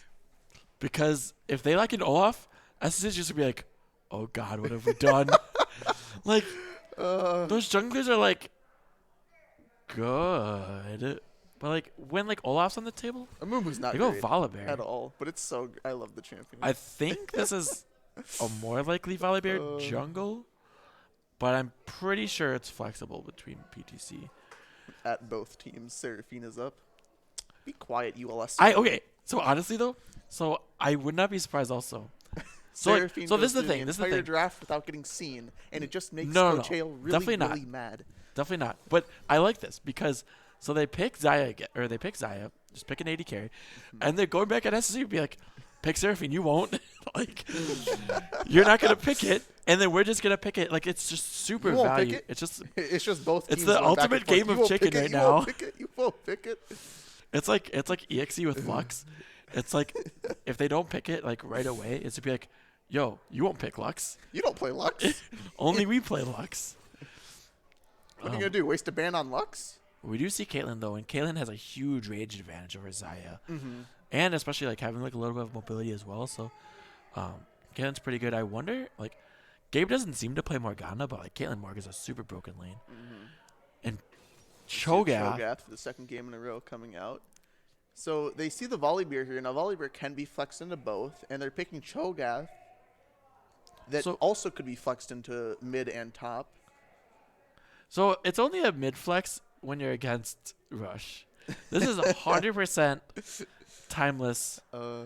Yeah. Timeless But Cho'Gath. I think Volibear is pretty good into Cho'Gath, no? I actually have no idea. They go with Rel, which is really They nice. take So they away the get a Rel. takeaway from Gabe. I wonder if they're just gonna ban. If they're just gonna ban. They like, have to ban Janna here. Yeah, you ban like.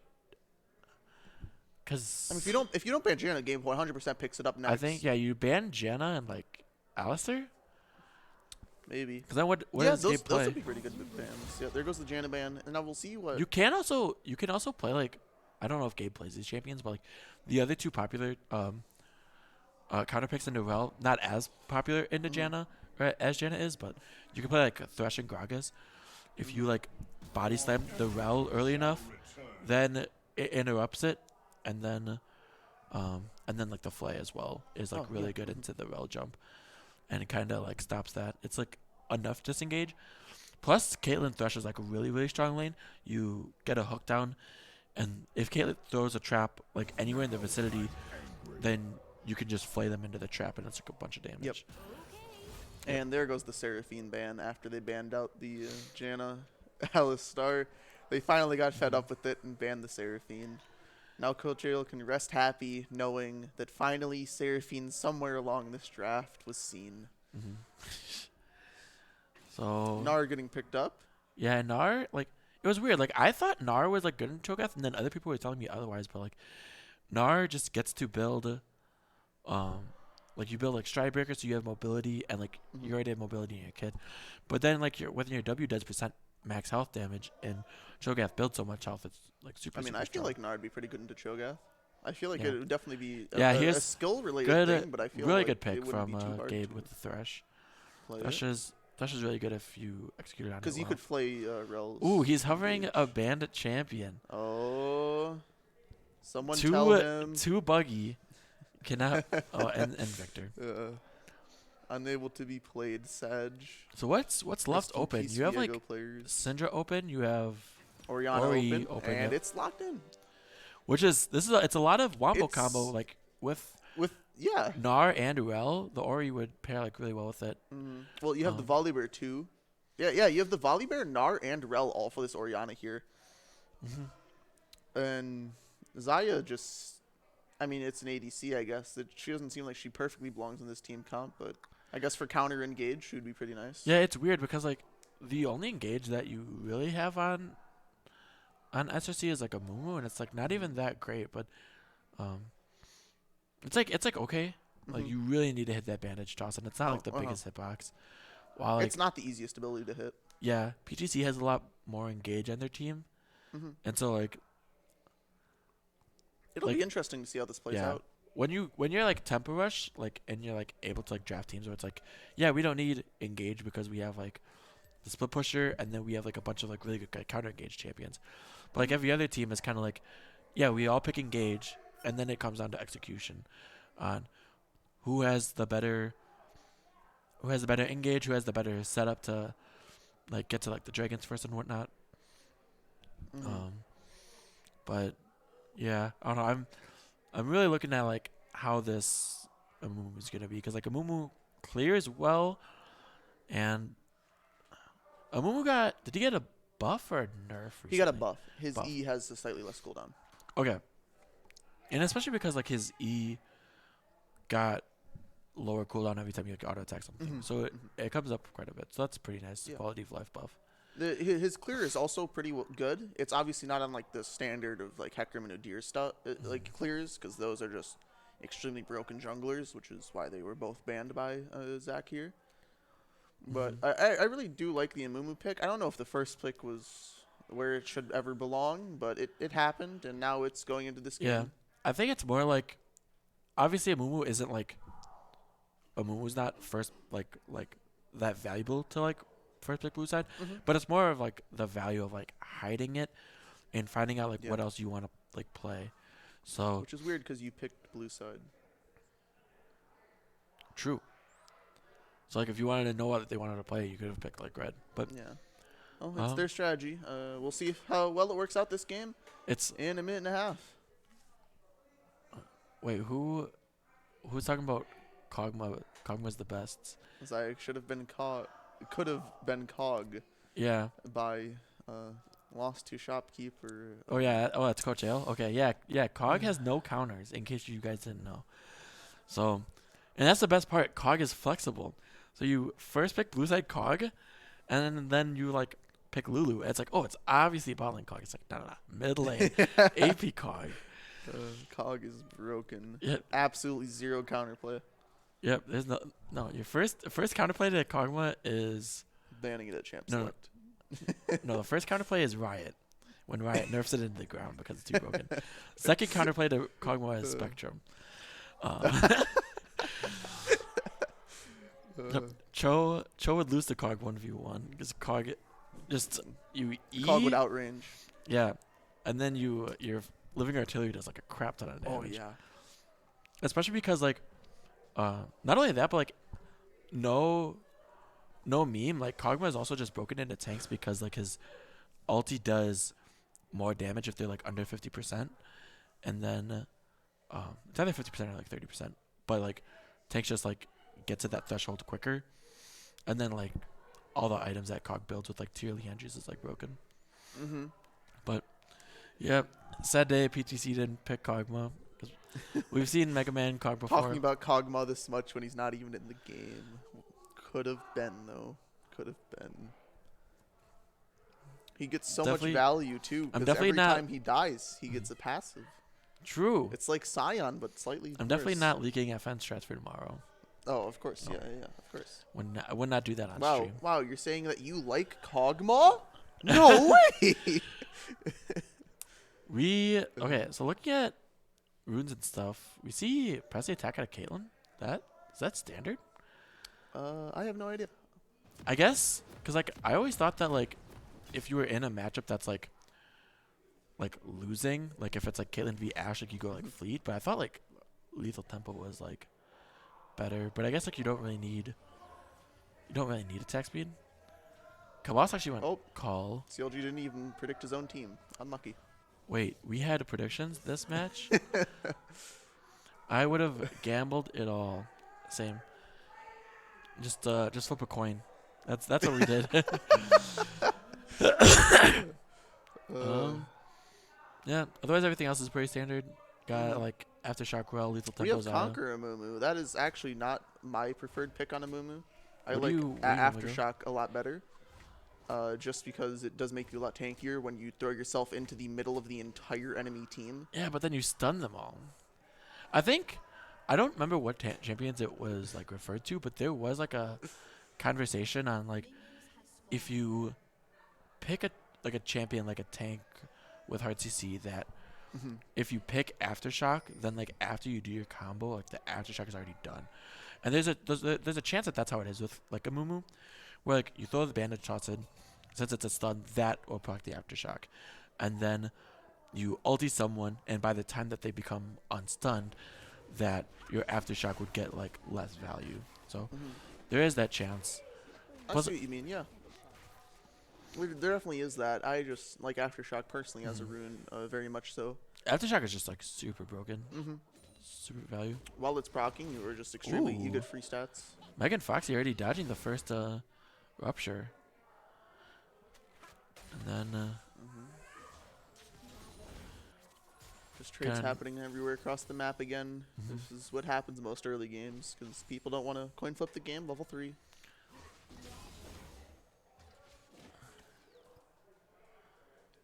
Yeah, Megan Foxy pushing away from the wave here. Getting hit by that Q. Almost in Meganar, though. It's going to give him some free health here. Yeah, Megan Foxy's doing like a pretty good well with the wave, and maybe he can crush it under tower. Ooh, actually clips the minion, so he's not going to be able to get the Q off, but Victor's Oh, the probably Q goes pretty onto the Rel here. Rel's going to take a lot of damage here.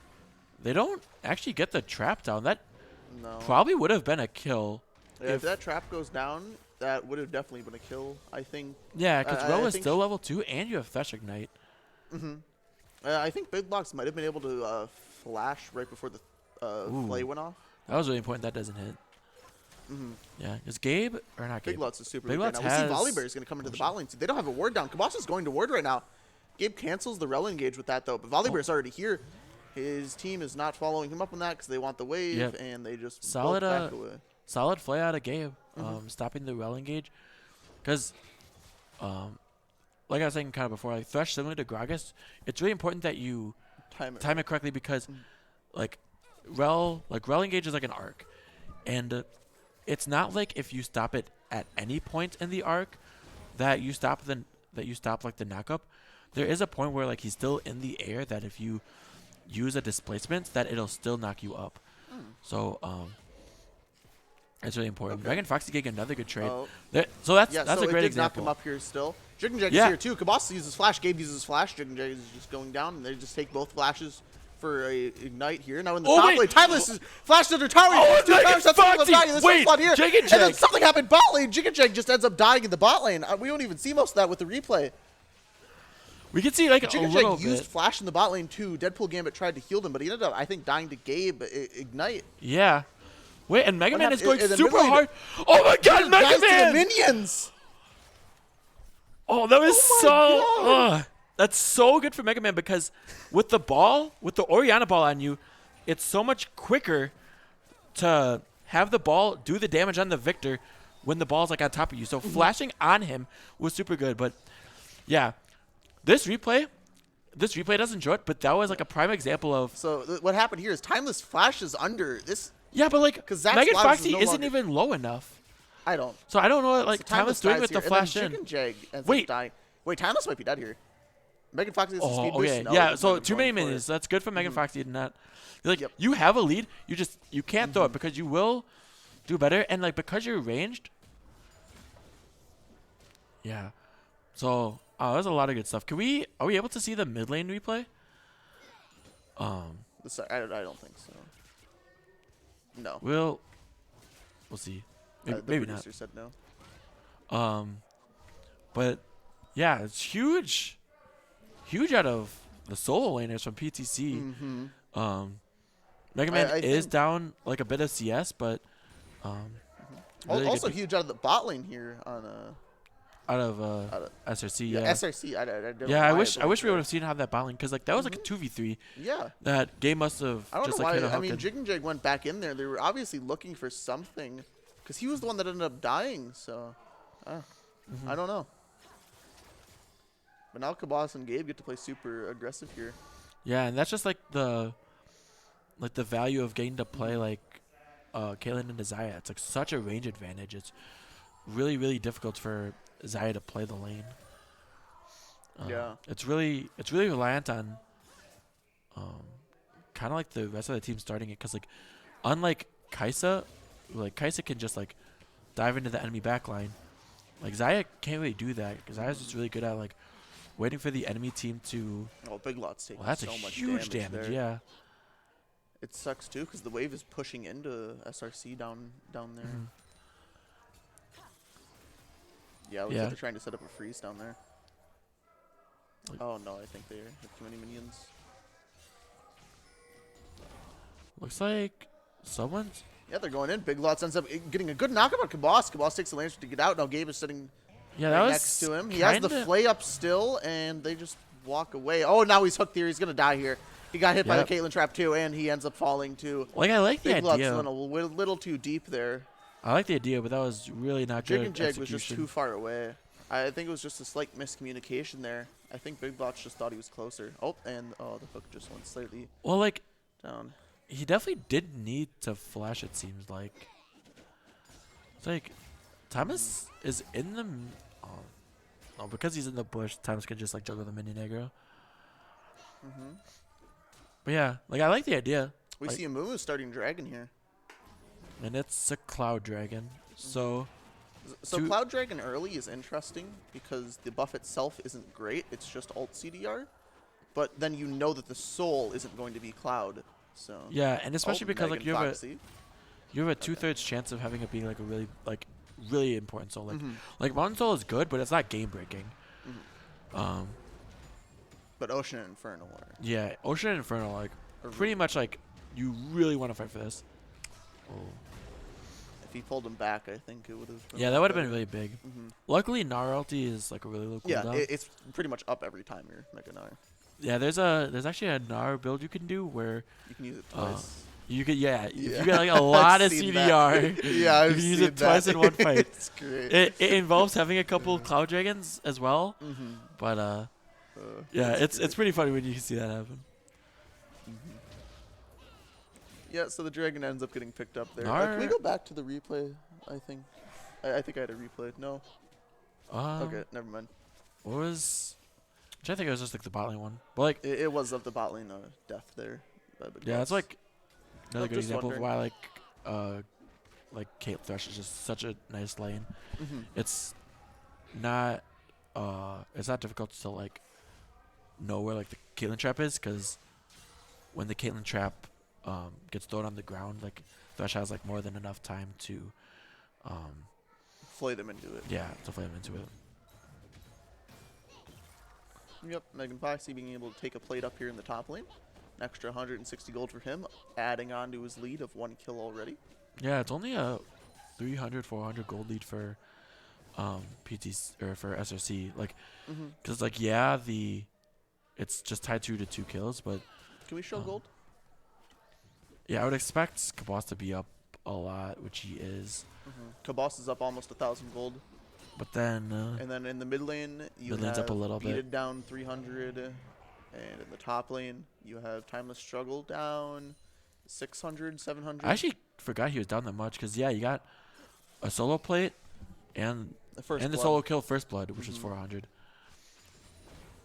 Also, yeah. Yeah, and he's about to get like this wave as well. Timeless Struggle shows the ultimate being used there. Gabe is sitting here. He has the flash. He might be waiting to bait something here. I was kind of thinking he might have Hex Flash, but No, I think he he was just has. waiting. Oh, he might be able to look for a hook here. Big Lots is going to tries to predict going back, and Big Lots just keeps walking behind the minion wave. No. Well, this is a good opportunity to punish Foxy, but Yep, Timeless Struggle Double not bounce is having good. the ultimate. Can't flash and chase that. Along with Jig and Jag being up there too. Might be a little risky. this beaded guy's doing really well with CS has 93 at He's 10.5. actually up after getting solo killed. Yeah, the beauty of well, yeah, I was gonna say he didn't use TB when he got solo killed, but oh, this is an angle for Speaking of getting Mega solo Man to- killed. Bearded is almost done. Oh, Listen, but one Mega health, Man- Mega Man 0 walked away, but he has a pick and with the another king. And solo he gets kill from another Mega Man. solo kill in the mid lane. That's just like great execution. Wow. Like the gravity field from Victor, just super easy to dodge when Orianna procs phase rush. And then at that point, like Victor's just like a sitting duck, and you don't have like enough damage to kill her. But I don't. Does Megan Foxy die? Does he? He Yeah. just gets ulted. Timeless Struggle ends up killing him. Zax blobs. It's just like a tense moment. It's like, is something gonna break out? It's like I don't know. But Okay, yeah, I mean, Timeless Struggle just killed him up in the top lane. yeah, that's Oh, that was a solo kill. that's what you really So- don't want to happen, unfortunately. But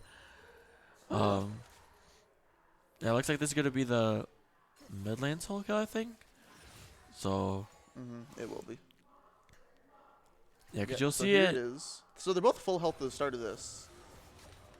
And Mega Man 0 Yeah, gets some poke out. and then the phase rush comes in, and at that point you just need a flash like the shockwave. It's a lot of damage that you're avoiding, and like the crowd control, because like the shockwave damage, and then you get another command attack hit in there. Just doing a lot of damage to that Victor before he can flash away. And when Orianna procs the phase rush, then it's like it's so easy to like run him down. You just trade flash. So definitely signs of life. It's happening in the bot lane. Zax Blob says the ultimate hits 2 of them with the Deadpool Gambit as the flash ulting out. This is a huge combo from Another Deadpool under the Gambit. tower though, and Deadpool Gambit with the huge feather. Oh wait, Big Lots storm in the actually pullback. lives. Deadpool Gambit goes a little too deep. Big Lots ends up living, but Deadpool Gambit ends up dying here. Mega Man Zero has a flank here. He doesn't have his. Oh, he has his ultimate. This is a really nice shockwave Beat from is Mega there. Man. Beat is super weak now. Jigajag has no flash, but he can't get over this wall. But Mega Man just doesn't need him. He ends up picking up 1 kill on Beated there. Zax Blobs is Holy away. cow, And now in so- the top lane too. Timeless Struggle might be looking for a dive here. No, he ends up just backing away. Okay, and they might be able to do Oh, the they can get dragon here. Yep. They're just Yeah. gonna start dragging up. So it was really Wow. weird because this started 'Cause like Zax great for Blobs took this SRC, fight.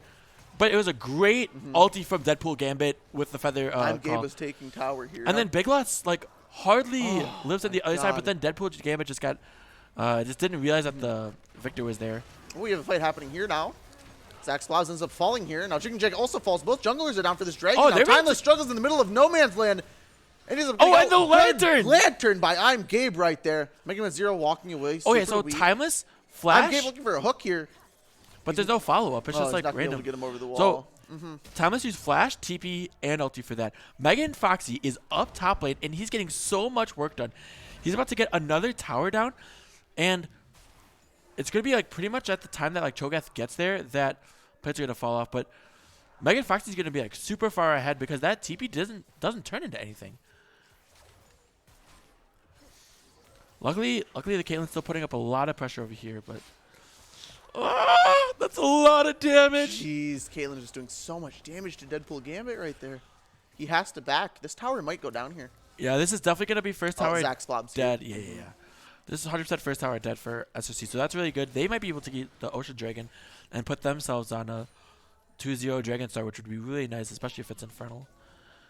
But even if it's like Mountain, it's like still like good. Like you have like 3 tanks, and then like 2 frontliners that can do a lot of damage. But yeah, no, Beat It is 0-3 on the Victor. He's up 16 CS, which is nice, but especially when it comes to like Or he has the Dark Seal too here. yeah, that's really important.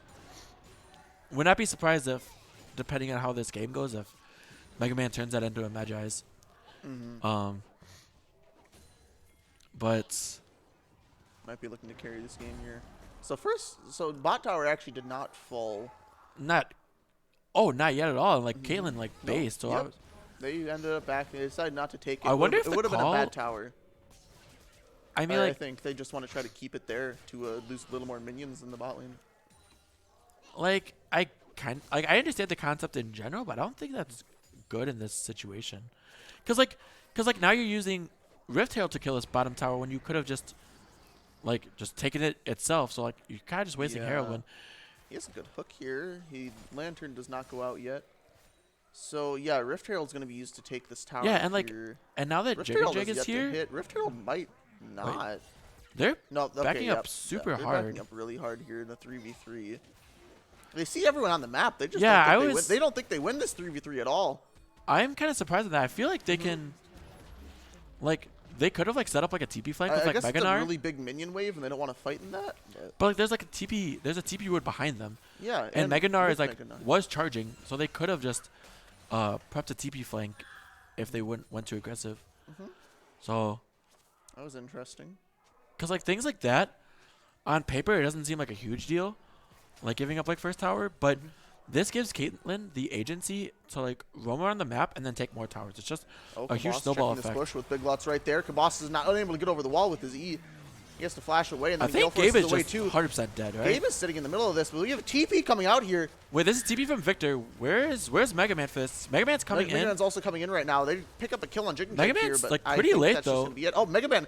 Oh, but Zax Blobs ends up flashing and then ulting in on him here. Mega Man just gets so much damage off from Caitlyn auto attack right there. And Big Lots is super weak. Deadpool Gambit having to ultimate the Zax Blobs Q. Wow, I kind of understand what like Jeez. Mega Man was like trying to do, but just like not getting the shockwave off at all. He was trying to get like the big like 3-man wombo shockwave and his TP was so much later than Victor's. So it's like because he was waiting for his back to go through. I guess I just don't think it's like worth it then to TP. And he ends up just getting pretty much one Yeah, shot in he this he fight, like too. runs into the bandage toss, which just Well, kills him. Zach's Blobs flashes in to make sure the bandage toss cannot be dodged there. Yeah, that was extremely suspicious. Now it's a 4K gold lead for SRC. And and top lane tower is dead as well. So yeah, now Caitlyn just gets to go mid, and she's gonna keep pounding on towers, pounding Rift Herald as well. Yeah, and because SRC got Ocean as well, so it's gonna be a Mountain Soul, Third Dragon's coming up in minute 40. Yeah, it's like this is like a really prime time for SRC to fight. There's so many item spikes for SRC that PTC doesn't have. Like, Deadpool Gambit has the finished tier 2 boots, but doesn't have his mythic done.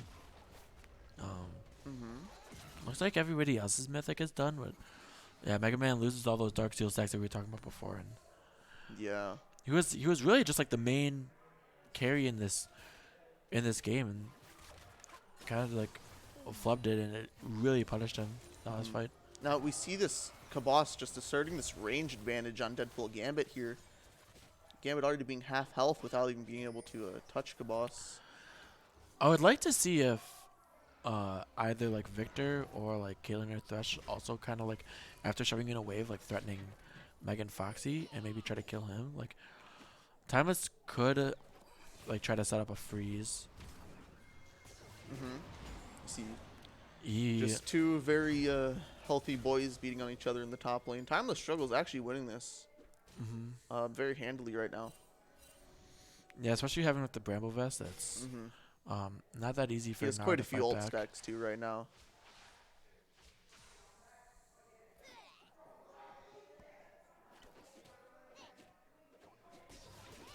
Oh, see a lot of people grouping mid here for the ARAM of the day. An ARAM. Yeah, it's really just like trying to fight over mid control before the dragon comes up because Dragon's already spawned right now. Yeah, but it's like you're against Victor, so it's like even when it takes you like a long time to like shove it forward as PTC, but does not take much time for SRC to push it back.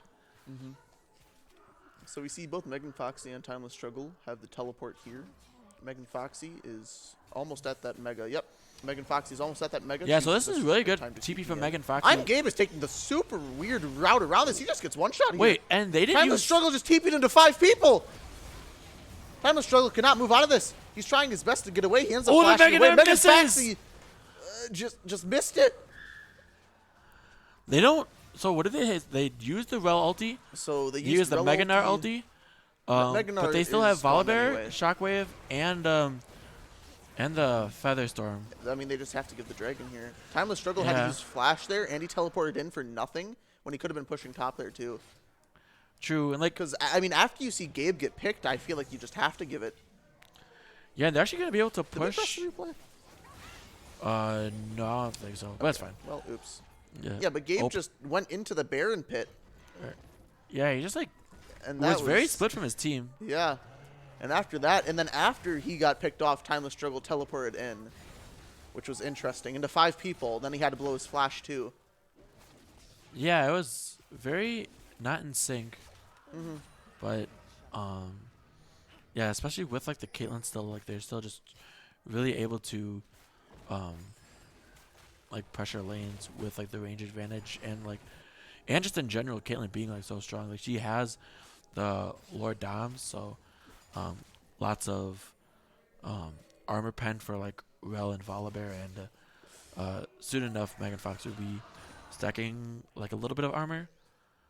He's actually, I actually don't know what item that is he building with Warhammer and Kindle Gem. Black Cleaver? I guess that makes sense since Cho'Gath has like a decent amount of armor.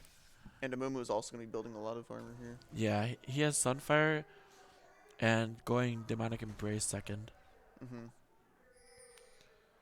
Yeah, Thomas bases, but he's going right back top lane, so we'll see if Megan Foxy can get anything on this top tower.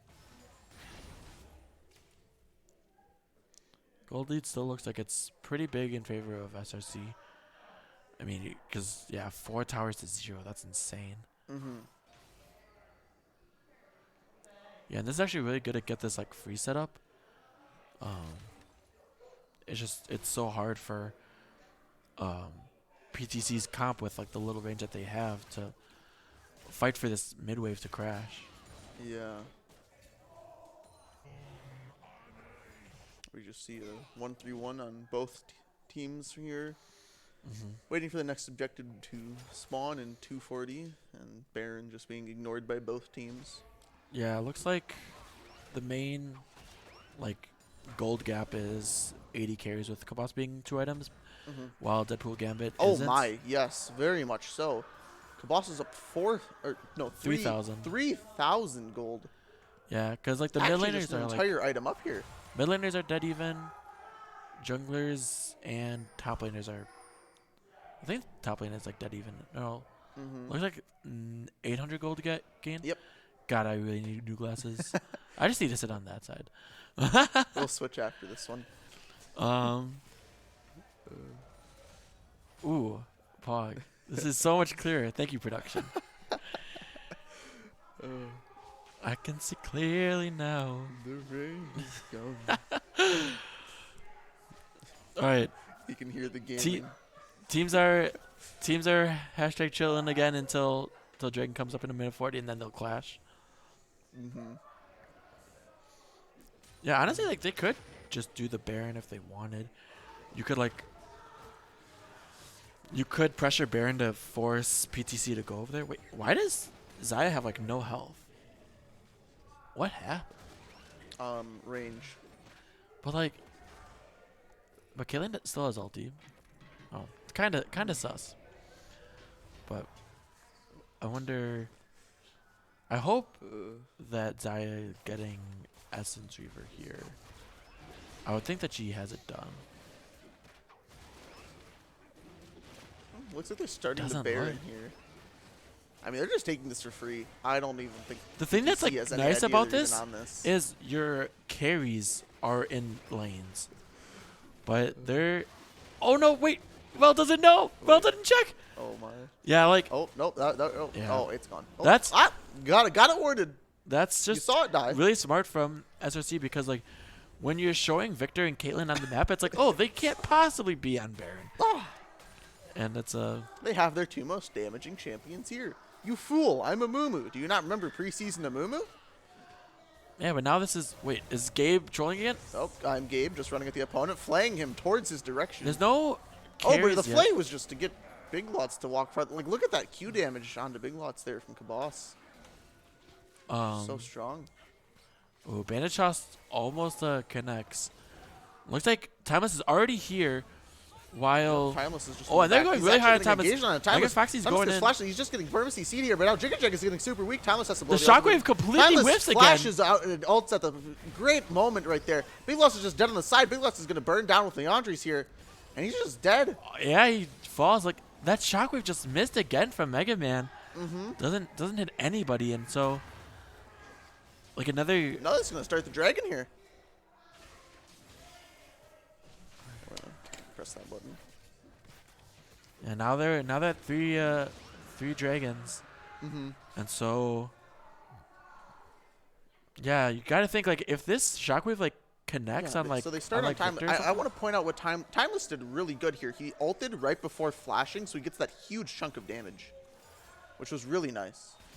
Yeah, and then on a the really good side. flash from Victor. Especially with Two the, clean kills, pick up a free dragon. Yeah, especially with the Leandri is super strong this game. So I wonder if they're gonna see Timeless here. Yep, Dragon Jay's gonna run into him. He has smite for this, but yeah, but Timeless just eats it.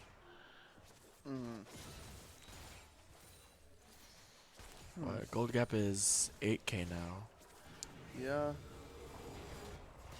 It's definitely going to be hard for SRC to lose this game.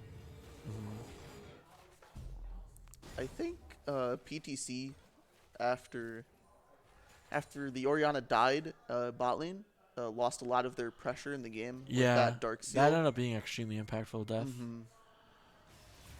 They can still win if they just play one team fight and they get all these bounties here over. Yeah, like they 1,000 still golden have they still have a bounties. sick wombo, Mhm. but SRC's been doing like a pretty good job so far of like spacing and making sure that they don't get that they're not susceptible to that huge wombo. So, and that's kind of like the benefit of also playing range. It's like because you have like such high range champions, there's no pressure to be close or anything.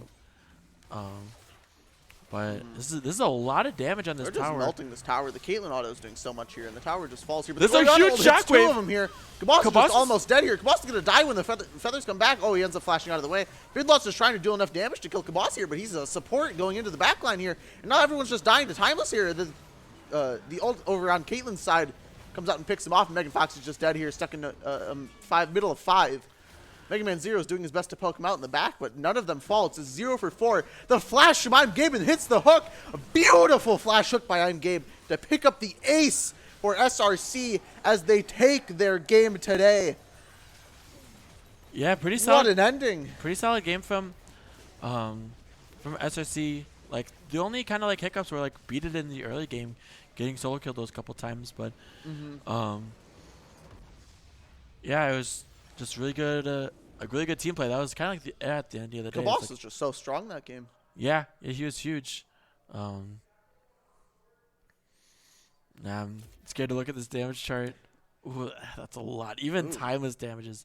I mean, look It's at Beat insane. It's damage. Yeah, He was doing a lot there. He was fighting Ori a lot. And, but yeah, at the end of the day, even when Orianna was like super fed, just couldn't like make like the huge plays when it mattered. Like the shockwave at the end was like pretty nice, but by that point in time, like it's already like kind of too late. So let's try to get Kabas in here for an interview.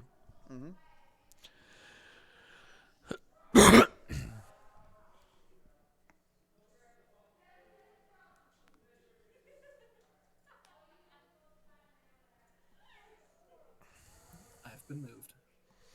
Hello, Welcome. Kabas. Hi there. So congratulations on the win. Me and Zaba were kind of talking. We were curious on the the reasoning for like the picking of the blue side, because draft started where like you guys like first pick a Mumu, and then we were like thinking like, oh, look, a Mumu was good to first pick because you can like kind of like hide your stuff. But then we were thinking like at that point in time, like, don't you go red side? So we were just kind of curious on like the reasoning behind that. If they didn't ban Jinx, we were going to pick Jinx first. That was mostly the blue side reasoning. That's fair. Yep, You and so we got the Jinx ban, which was A-okay. Gotcha. What was your guys' thought on like the Seraphine? I think for sure I don't know about Zamba, but I was really surprised it went that far in pick ban. I guess I was expecting PTC to go pick it earlier. Were you kind of as shocked as we were, or something else? We only really had 2 bans that we wanted to set out, and so the rest were just like, hey, what do you not want to see now? Because everything else we felt like we had under control. And so Seraphine made the list, and so we banned Seraphine. Okay. Do you have any questions, Zambro? So Amumu first pick in the jungle was Amumu something you were looking like towards playing this game in the jungle after banning out the Udyr and Hecarim as your first 2 bans? Yeah, I'd say so. I mean, Amumu has the sit still button, which is great for when you want to wail on them. And so he pressed the sit still button and it worked pretty well, I'd say. Yeah, it did. It worked very well. My last question will be a meme question. Is there ever going to be a time this group phase in which Timeless gets to play Tryndamere? Thinking about it. And like maybe if Gabe's Jana gets banned and the Cho'Gath is gone, then maybe we have to resort to the Tryndamere. Okay. All right. But awesome. Yeah. Really solid clean game. Did super well, boss. So congratulations on the victory tonight. All right. Thank you very much. Thank you. All right. So there is hope for the Tryndamere. There is hope. One day. I'm just gonna turn into like Give me who the was it? Tryndamere. I'm gonna turn into like Doge when he was like wanting Singed like every game in season 1. Just be like, no, I want to see the Tryndamere from Timeless. So, Okay. but yeah, so we're gonna take another break again, and maybe like between like 5 or 10 minutes or so, we'll be back with EGL versus Alcove. So yeah, stay tuned again.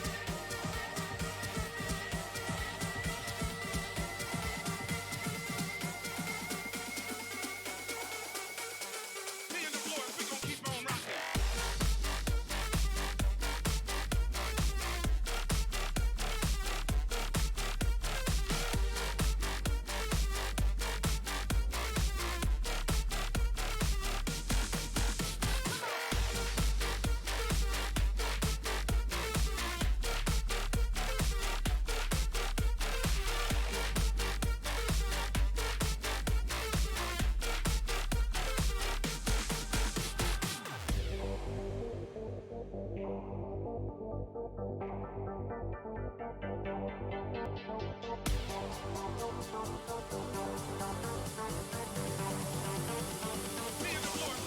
on rocking.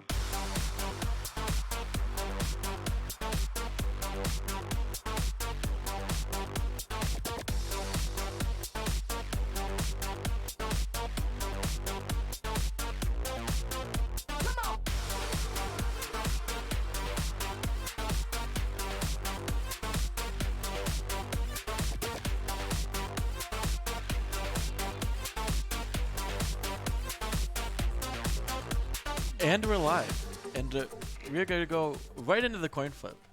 So we're going to give Alcove heads, and we're going to give EGL tails. It is a heads, so that section will go to Alcove Gaming. I don't think there's any subs this game. I think we got the normal rosters from both teams, so it's like Alex, Demon Ruler, Profog, Kato, and Super Thig for Alcove, and then we got Gilio, Boxes. I feel so bad. I always forget who the EGL jungler is. Because even Sad, we're forgettable. even in the in like the shots fired show match, in the Kabos video, it's like, yeah, they have Gilio, and it's like, I don't know who their jungler is. Like, I genuinely forgot in that interview. It's like, wait, who is their jungler? And then I remembered later, and I was like, I'll just go with it. I'll just go But, with it. yeah, and then we got Hyperion, Vindy, and Pai. So, So we all got to remember the real question: how big is the box that Boxes is going to use to carry his team? it is not big enough. It is not big enough. I am interested to see Box's champ pool, because he's been like climbing in solo queue. I told him this like a while ago when it happened. It was like, it was literally just one day he was like gold 4, and the next time I like talked to him, he was like gold 1, and I was like, holy cow. So granted, it's not as big as like other ranks, but it's still like pretty sizable in my opinion. So I wonder if he's doing that with like Speaking from experience, being in the EGL team chat, I'm leaking everything here. I play a lot of solo queue. you do. I do. No way. You also play a lot of Viego. Oh wow, yes. And so I know Boxes took a break of like a month and something back from solo queue, just because of how frustrated he was with just the state of the game. People are frustrated with solo queue. Yeah, I know, it's crazy. And so then he got super mad at that. He came back, and then he just started. He started slowly climbing back up after that. And then I know just recently, like 2 days ago, Gilio started trying to play a lot of solo queue again. Oh, And God. then he messaged in the team chat. Now I know why Zombro is always complaining about solo queue. Yeah, solo queue is rough. I was playing some, It and I was is. like, God, I hate this. And it's like, that's why when I play solo queue, I just play support. It's like, support's the best role. Can't convince me otherwise. It's too much fun. Yeah. Especially when you get to play things like Gragas support. It's like, oh, warms my heart. Unfortunately, I can't pick Karma support. That's kind of troll. But yeah, I don't know. It's like lots of teams are on the Udyr Hecarim like train, and like obviously like Demon Ruler is like a huge Hecarim player, but I don't even know if he plays Udyr or not. So I'm expecting Hecarim to get banned by EGL, but I wonder if they will ban Udyr or if Alcove will ban Udyr, or what's going to happen with Seraphine, because I don't really know if either team really plays Seraphine. So I guess I wouldn't be a big surprise if like Profog played it, but like Super Thig's always been like pretty much a either like hard engaged tank player or like a big like mage player. Like he likes to play like the Brand and like the Swain and like that kind of stuff, like big damage dealing supports. Yeah. You know, Kabas has a good point here. What cut? Oh, Kawasa is the orange. Okay. Yeah. Thinking Kata will pop off without a sub dono. True. Kato gets fueled by the subs given to him on his stream. Without them, he starts to plummet. Quickly unsubscribe. Just kidding. Quickly, if you Unfollow. support the EGL team, please unfollow AD Kato. That is twitch.tv/AD Kato. Yikes. Please. Or it's like instead of spam this tree to help EGL, it's like spam this unsubscribe button. All right, but I guess we could talk a little bit more about drafts. I wonder how much if the Galio is going to go banned against Profog or not, or if not, how heavy prioritized it is, because definitely seems to be a super strong champion for Profog, and he performs really well on that. Yeah, I don't know a whole lot about Edge Gamers Lounge like picks, especially We don't like have any. I was gonna say I want to ask you, but like I don't want you to like leak too much. It's like if I talk about the teams, We have the Tristana, and yeah, I mean, I don't think Aaron wants to pick that though, or Vindy wants to pick that. but Hyperion is an AD carry player, so he can so also play. He's Tristana. gonna go to the AD carry. Oh, this is big brain. First pick. How have you cracked this open so Tristana, early? Tristana has no counters. except the W button. Yeah, true. Except by yourself. That's why Popeye is so good at Thresh, is because Tristana jumps in and it's like, all right, get back here, take Lantern. Popeye got so good at Thresh just so he can save Vindy. True. Well. Yeah, I'm not sure much else. Yeah. Start the game early. We got 5 minutes. Yeah. What do we talk about? I'm on one of these teams and I don't know what to talk about. We don't do anything. Well, I was gonna say like who did these teams play before, but then we forgot about who We Brave played. forgot what team each. Because Alcove played against SRC. Talk about food. We actually just ate some Brave. food. Yeah, I mean that's pretty much the food talk. At Unlimited Ninja, no you. The meta is begging for Vinny to play the Tristana. Get True. it, Vindy. Get it. All right, Okay. this is There we go. my prime place to be is champ select. Champ select. This is This it. is the best. The Caitlyn ban. No, Vindy's whole Number plan. one Vindy ban. 1 out of 5 bans goes to Vindy. 1 out of 5. The only thing you do for him. The Galio Yep, ban yep, right away. banning out the Thank Galio. goodness. I like it when teams ban Galio against Profog. I think he plays it super well. Victor for He does. Hyperion. He's I think that's one of his favorites. Hackroom against Demon Ruler. I like all Makes these bans sense. so far. Teams have. What is next? This is where both teams want to win. I Do know you- that do you EGL ban like a- thinks you ban this like is a like Galio one of the champion here only now? games they could win. So, Do you ban a Galio champion or does Alex not care? Volibear. ooh, Gilio does play that. So I wonder. that is a Gilio champion. I wonder if Boxes plays that. Wouldn't be surprised, but like I'm actually not sure the myself. question is like, since you ban Volibear, is there a specific jungler in mind? The Udyr ban. See, like, this is just so I mean, crazy they're to just me. both so frustrating to fight in the jungle, is so and no crazy to one me. likes stooping to that level. It's so crazy to me when like teams just ban Udyr and Hecarim instead of trading it. And early pick Olaf. I think this is a takeaway as well. Yeah, it's a good takeaway from Boxes. It's one of his. I think it's his highest mastery champion, or at least the one I see him play the most. Okay, so now Demon Ruler picks off the Olaf. So now they have the jungle counter pick here into Olaf. Yeah, because like Box's champion pool is normally tanks, and like all the champions that he would play don't seem to do that well into Olaf. Because I think of like the very first thing I think of is like Poppy Scion. I really don't know what else he plays. Oh, the Jinx pick coming in here. Yeah, This is pretty solid. Jinx having a lot of range. Oh, and the Swain, It is a flex between Popeye and Gilio. I guess. And- I mean, with and I Swain think Hyperion Jinx, you could plays it. pull him into the Chompers. choppers, I guess. The interesting thing is, this is an insta-lock. Jin and Seraphine. And So the they Seraphine. they do play So Seraphine. that's They're their grabbing it right counter here. for the bot lane here. We'll see what happens here, because this could be a support pick here. If they don't want the Swain bot, they might just keep the Swain bot here. I would think that they just pick jungle here. I Oh, think yeah, they that would could. be. That I could think be a that'd good be the pick here, most too. wise.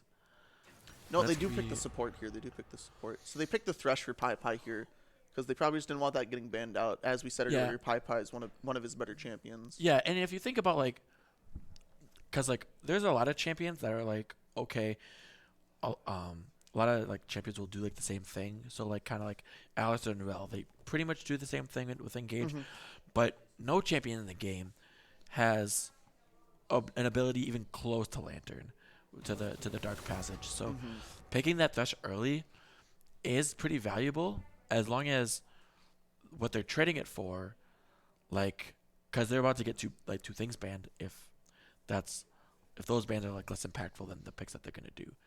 So, continuing on after the bans though, we got Ornn.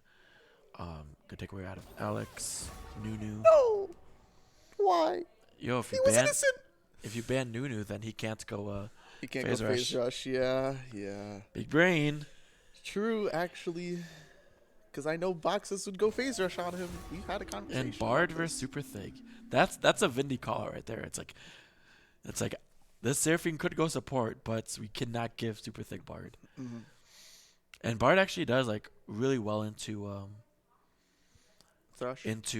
like Thresh and like kind of Jinx, because like unless the lantern's like already on the ground, it's really hard to like throw a lantern and pick it up by the time like it hits you.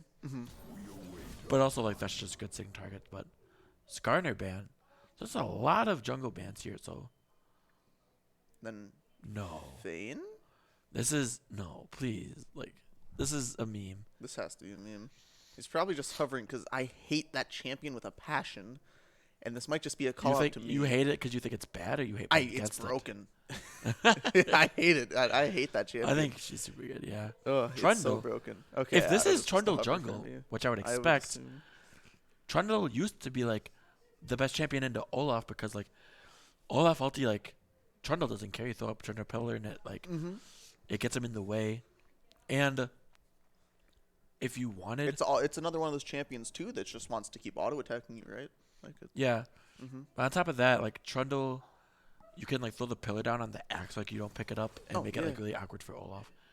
So they're showing Nautilus, so they're showing that the Seraphine's gonna go mid lane.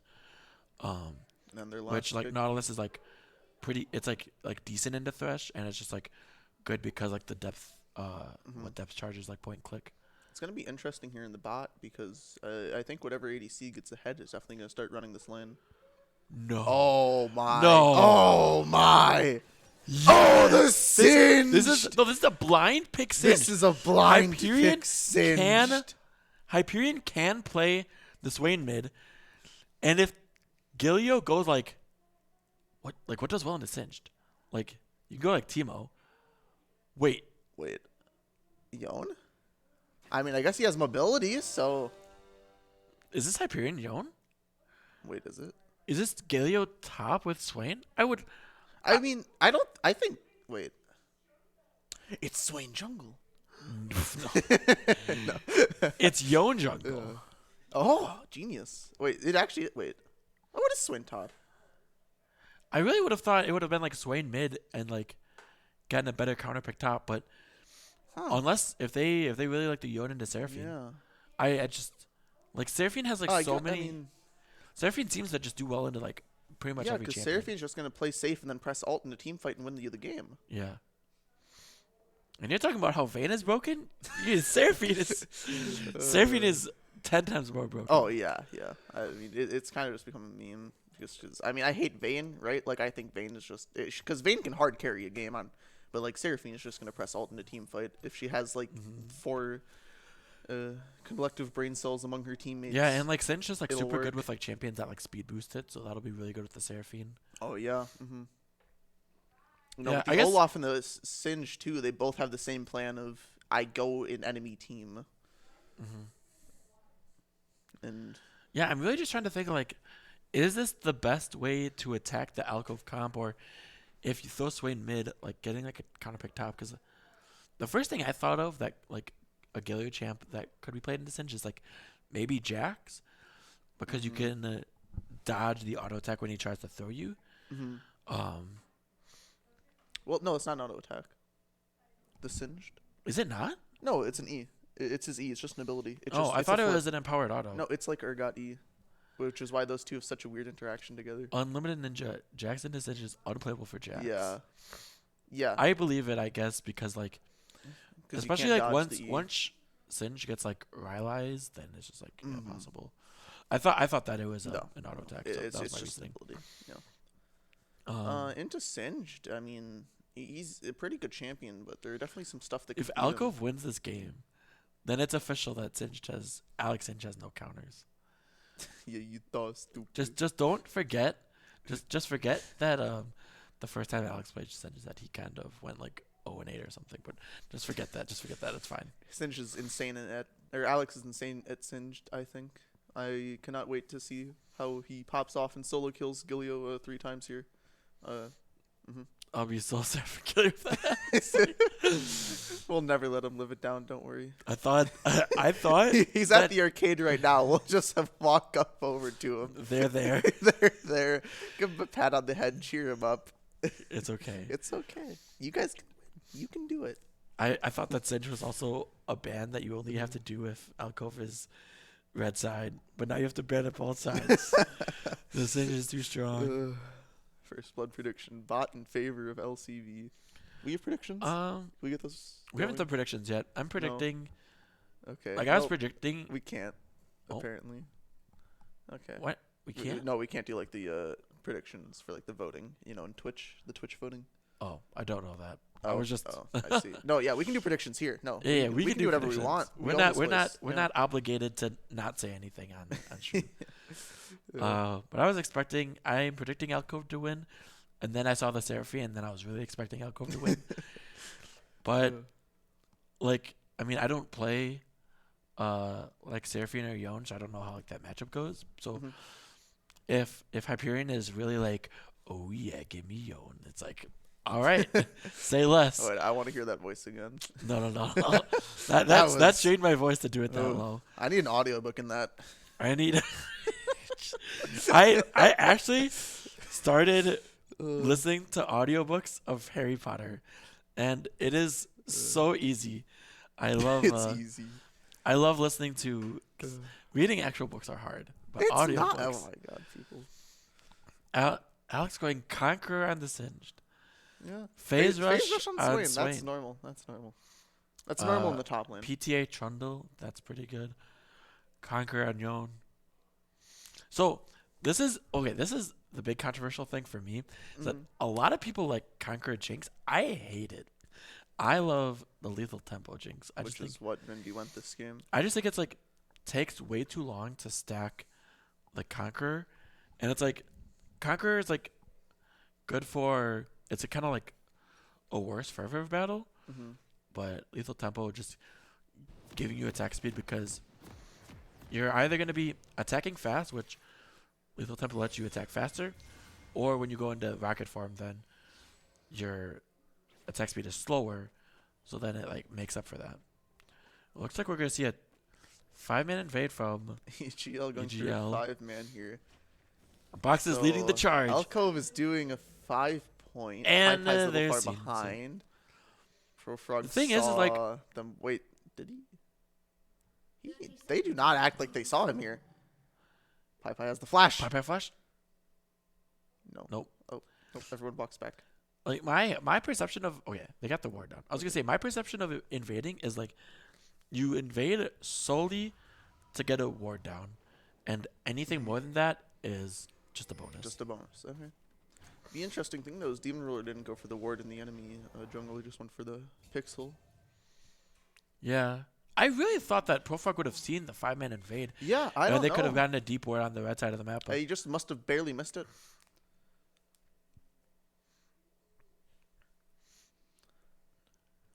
So I think the reason that he wouldn't have wanted to flash there is for a flash in lane for Pai. But then obviously getting 80 Kados flash out is so good because if you ever hook him, he'd just pretty much be dead. So I don't know. And it was his decision. And yeah, otherwise nothing else is like really surprising. You got Tirada Seraphine because that lane is sleeper. Both jungles starting on the red side here. So I think Olaf wins the 1v1 here. Oh yeah, Olaf is just cracked off his insane early. Mm-hmm. Nope. Ooh. Nice try. Almost. Delia getting a lot of autos here. Ooh, Vindy Super with a Thick missing good the dodge first. there. Missing the first hook. Procking phase rush. That's pretty nice. I keep forgetting that Swain. The E counts towards stuff Yeah, like like electric clicking on phase them rush. for the the pull back. Mhm. The passive, I should say. Yeah. It counts towards like phase rush and electrocute and stuff like that. Yeah, and especially against this comp, like the phase rush makes like a lot of sense to like kite back from like all the engage that Alcove have. Mm-hmm.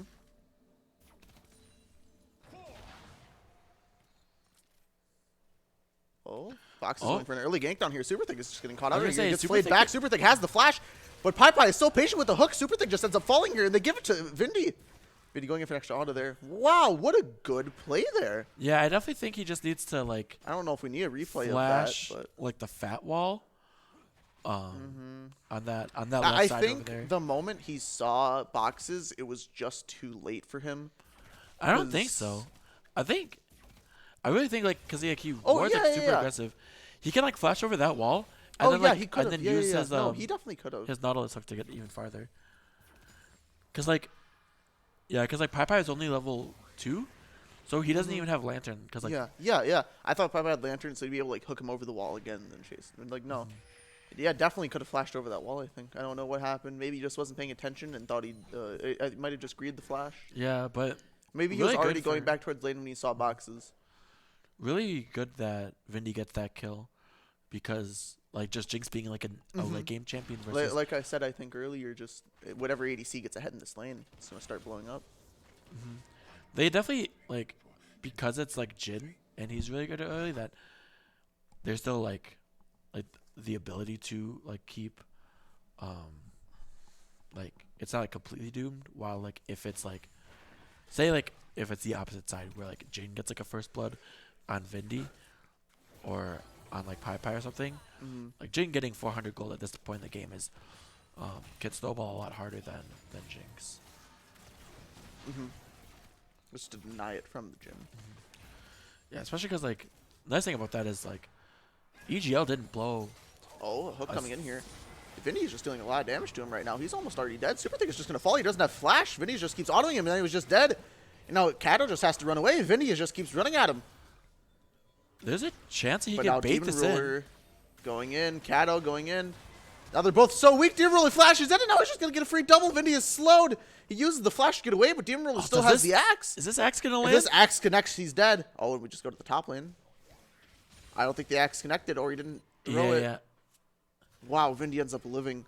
But yeah, Super Thick going down again So- is really big. Jinx got another kill, and Jinx doesn't die. So that's really, really big. Pai. They went a little far there, but that's so good. Yeah. This is just going off what Vindy said in the Discord. He always just gets in Kato's head whenever he fights against him. Yeah, looking at like summoners, because like even though there's no flash out of Super Thick, Kato still has his. Super Thig looking in the mid. It's hard to kill a Yon whenever he uses his E, but he might look for it here. Yeah, Hyperion's playing very respectfully. Just not doing anything overly aggressive, and especially since like Kato's not even in the bot lane, so it's not like he's like wasting time or anything. So we see here what's happening is obviously Trundle doesn't have the best clear of his jungle, as it is extremely hard for him to clear multiple camps at once without having any AoE, or like clear multiple minions at once because he doesn't have any AoE. So he is falling behind in camps here, down almost 10 CS. Yeah, I got a slow push coming back bot lane, so even though Kato's been like kind of shoved out of lane because of Super Thick's deaths, he's actually tied in CS now and has like 10 minions coming at him. So really good that they are actually doing well in CS, but looks like another dragon is gonna be like Cloud is the first dragon again. I think that's the third time this game or today. Every game today, yeah. Yeah, I do believe every that is game true. started with a Cloud. So having another like really impactful, or like a lot more impactful soul. Now they form man the cloud. It wouldn't be like terrible And for picks it up. like. They might look For- mid here. Hyperion has the ultimate. Seraphine is just way too far up. Brofrog way too far up. Hyperion's ultimate connects. Brofrog just uses the flash to get out. Yeah, I guess it's like good flash that he didn't die, but when you can see everyone at the dragon, you just got to be like scared of that.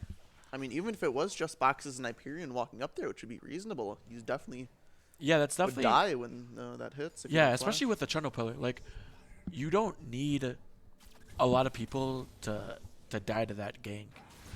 Because if it's just Yon ulti into like the Trundle Pillar, then Profog would definitely need a flash regardless. So Demon Miller's kind of in the vicinity looking again. Super Thick's trying to start this and he misses another. Oh, Pi jump Pi shot. with another good sidestep. Yeah, because they don't. Ooh, Oh. this Boxes is walking into Demon- really good Demon for level Demon 6 here. Ruler. Boxes is just getting melted right away, straight away. He tried to flash over the wall, but he gets rude by Jin too soon. He just wasn't close enough. Yeah, Demon Ruler is Wow. gonna get really, really big. Now Demon Ruler has 2 kills. Yeah, and it was really good that Kato was able to get a Dark Harvest stack off that, so that's that feels good. It's like the little things that are really like needing this. Wait a second. There was a time that Vindy had 41 CS Wait. and Kato had 41 CS. What happened? Wait, He's wait, down 20 Alex. CS. Wait, oh no. Oh, Alex up in the top. Alex flashes away. He might. Yeah, he just lives here. Just has to blow the flash. Gets Gilio's ultimate out. Uses I always his own get ultimate and I always flash. get like, Pi getting caught out here. Pi has the ultimate though. Super Thick doesn't have the ultimate yet. Vinny is just standing still and auto attacking him. Oh, Vinny just could not pick it up, and now Kato has the 4 shot. yeah, he can open up and get a lot I of think health. Kato could have flashed on Pi and it might have killed him. I think he would need like flash Q if his Q is up, but I don't think it's. I really think Kato could just like open up and get like a lot of damage out of Vindy. on the him just curtain. Yeah. Him just body blocking for Pi. Super Thick also hit 6, which is really crucial because They are gonna look for a because dive Pi here. does not have Boxes and on the bot side of the map, yet he's still taking his Raptors. they don't get know a that, though. plate. Also, so Yon doesn't have TP, but everyone else does. Dragon spawning in 2 minutes. But yeah, this is like it's like when you used to play against like SRC and you'd like be like really proactive on the map, but like they had CS lead, so it doesn't matter. Like this is like another situation. It's like Kato probably has more gold than Vindy, even though Yes, he does. Yep. Even though he has 2 kills, it's like he has 2 assists, but then he also has the plate and he's up 26 farms. So it's just like Jeez. that's insane, especially playing like someone like Jinx. Like it's not like the Xayah versus Caitlyn like you saw last game where you could super like range disadvantage. Like Jinx has the range. I wonder if Alex is going to be able to get a freeze here. Interesting. What team do you think scales harder if they keep going even like this? I think so. I think it's just gonna be. I'll answer your question in like a different way. Okay. I think the later this game goes on, the higher likelihood that Alcove can win the game, Okay. because it doesn't really seem like EGL has a lot of good ways to deal with the Singed. A lot of the CC is not easy to land. Pause that. We have a fight coming in here. Vindy's ulted by Nautilus here. Vindy's ending up taking 2 shots, and the third one just doesn't connect. Pi ended up blocking it there. He's not under tower there. Super Thick now hooks himself under the tower. Super Thick is taking a lot here. Pi ends up getting the kill with his ultimate there. Wait, I think. Demon Ruler's here. They can Demon dive Ruler's the. here. They're looking to dive it here, but Hyperion also here. Demon Ruler has the ultimate, but he could lose so much stats while he's ulting here. And now we have a TP coming in too from Gilio. Demon Ruler just might get caught out here. Hyperion uses the ultimate, but he uses the unstoppable this too is- late. It doesn't even work. This is And now such a Gilio late- gets the shutdown. And Alex also TP'd in there at the end. Yeah, that's such a late TP from Alex. It's like if you're not. So now gonna go there this right Dragon away. is going to go over to EGL here after they also get 2 kills for none. And Alex isn't getting anything topside. It happened before, like in the other game. It happened again here. It's like, why are they TPing in so late? Like by that point in time, like because of the numbers disadvantage, you're already gonna lose They're the looking to fight this.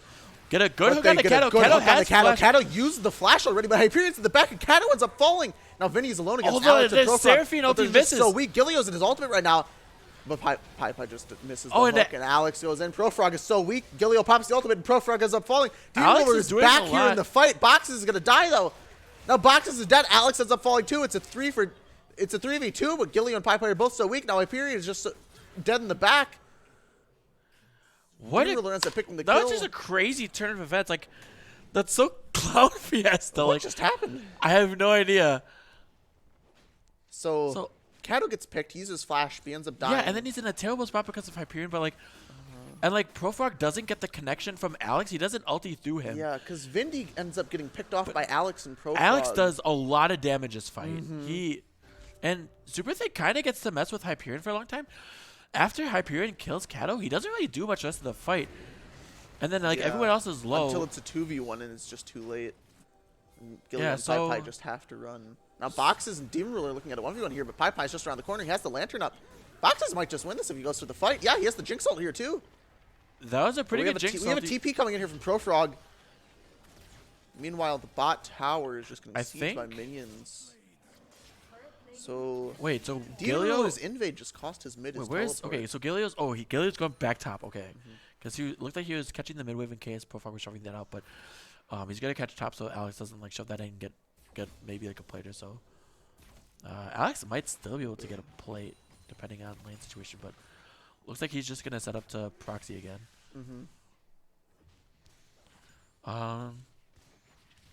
Otherwise, yeah, I mean like Demon Ruler is like really big this game. He has that stride breaker too. Yeah, It'll be so much easier to just chase down. it's just like so hard for the back. EGL comp to deal with Demon Ruler and Alex. They just don't have enough upfront damage. Another hook. Super thick going in, ulting. Oh, the dredge line Vindy. or the dredge line doesn't hit. Yep. And Kato's like this. And now Kato's a lot super of weak. He gets damage. hit by the hook from Pi, but he doesn't have the fall. He finally falls. Now Vinny has the passive reset. Olaf. Wow, they can't under even the get tower with the anything. ultimate, and Pi does not fall either. Really good by EGL there. Yeah, that's insane. I can't believe that. Like the Alco bot lane is just like playing like this. It's just like a lot of like micro errors. Like Replay. Oh, maybe. Pi's it just seems like disrespect. No, okay. So Yeah, it's Pi like- hits this hook, a really good hook here, but Super Thing just decides to ult Vindy straight up, and then the dredge line does not pull him any further. He gets rooted, and now Kato is stuck in the Thresh ultimate, and then a good hook by Pi getting him there, and then Vindy ended up picking the kill with the last ultimate. Now they just don't have enough damage to kill Pi under this tower without sacrificing 1-for-1 there. Like Oh, Hyperion going in here on Profog using the ultimate. Profog is super weak. Profog does not have the flash, but he has the ultimate still, and Yeah. it's just going to be a yeah, really good especially trade with the speed Hyperion's boost, being way. able to negate a little bit of that like death mark damage. Hyperion has flash. Go for it, coward. But wait for his cooldowns. But yeah, like the problem with like it's not like the problem with playing Jhin. Like Jhin is very good, but like you need to make sure that you're getting value out of your ulti because in those 2v2 scenarios, like Jin's not able to like use like the ulti at all. 70 Pi, 20 Vindy, 10 Kato. I agree with that. What are they talking about? They're talking about how the Vindy Pi lane is looking. It's just Yikes. 70 Pi, 20 Vindy, and then either 10 minions or 10 Kato. They can't tell. We'll call it 10 mental warfare. I mean, Vindy's kind of back up at CC. He's only down 18. He was down like He was almost down, 30 I think, before. yeah. We see, actually, just looking at Gilio on the top, he's 2-0-2. Only down, what, 10 CS? Not Yeah. that bad. He has his first item here now. Singed Rush the Rylai's here. Yeah, that seems like really, really good. There's actually been like, I've talked to Alex a little bit about this. There's like, builds and like theories. Alex is taking so much damage here from this poke. Kinda, yeah. But it's so hard for Gilio to chase Alex. Because of that Yeah, allies. Alex has like said like there's like theories with Singed for builds where like you don't even build a mythic, where you Oh. go like Rylai's into like dead man's. Yeah. And there's like a lot of different like mythics you can go. You can go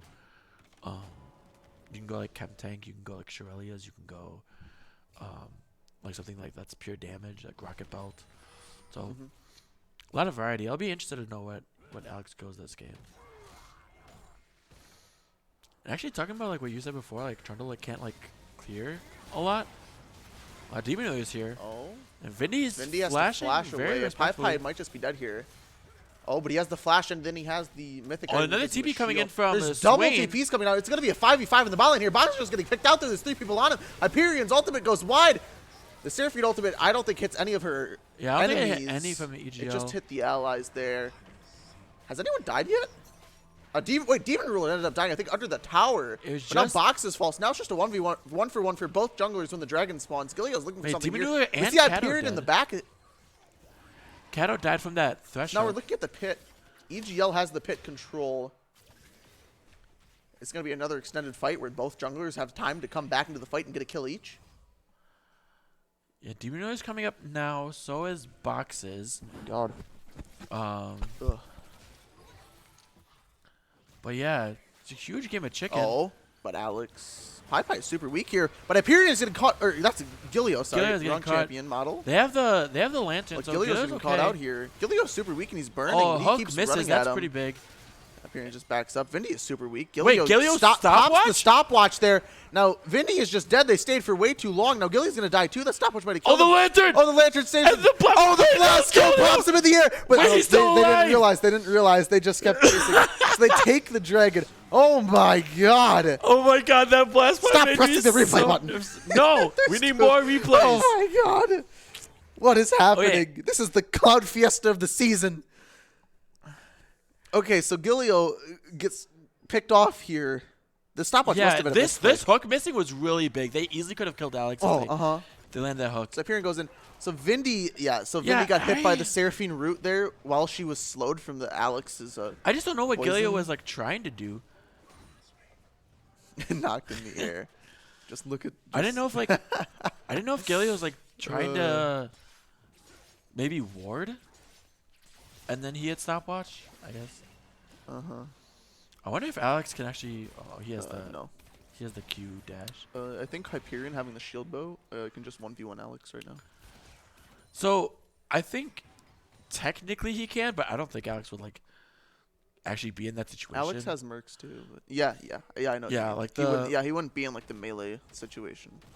especially with like the Rylai's. Alex is just playing for team fights with this. Yeah, so Alex is going orb or like Oblivion orb. So there's a chance that if Alex goes a mythic, it's just extremely late.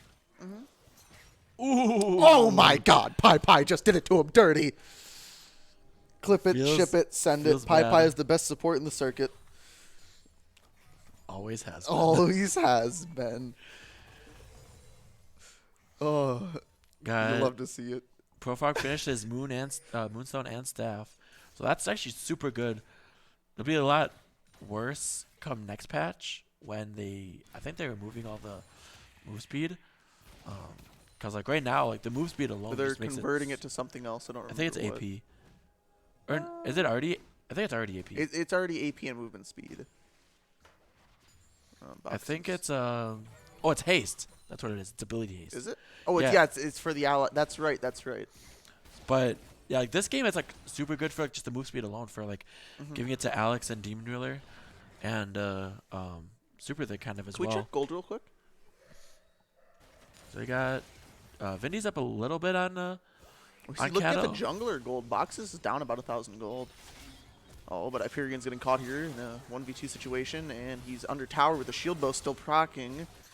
Wait, does Demon But Ruler Demon Roller's live? tanking. Yep, Demon Roller ends up Yeah, living he too, will and then live. 80 Cat is going to die in the mid lane, though. Pi gets it with the ignite. Oh, How man. does? I wish I would have seen how Cattle like You hate to see got it. there.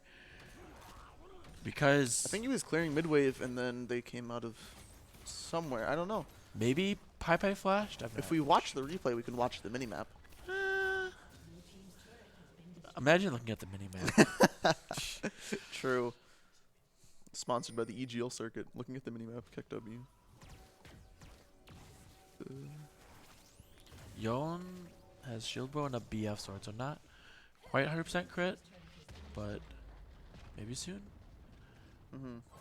Otherwise, yeah, Jin almost has fire cannon. I wonder what Demon Ruler is building. I think that's Derek's Gauge.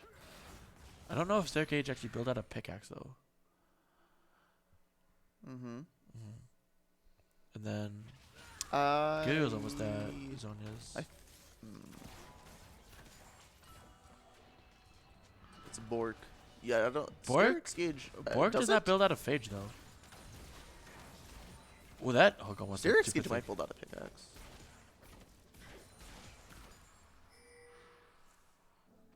Oh, it does, apparently. Trust me, I'm a top laner. No, you're not. Just kidding. He's actually Unlimited Ninja 55137.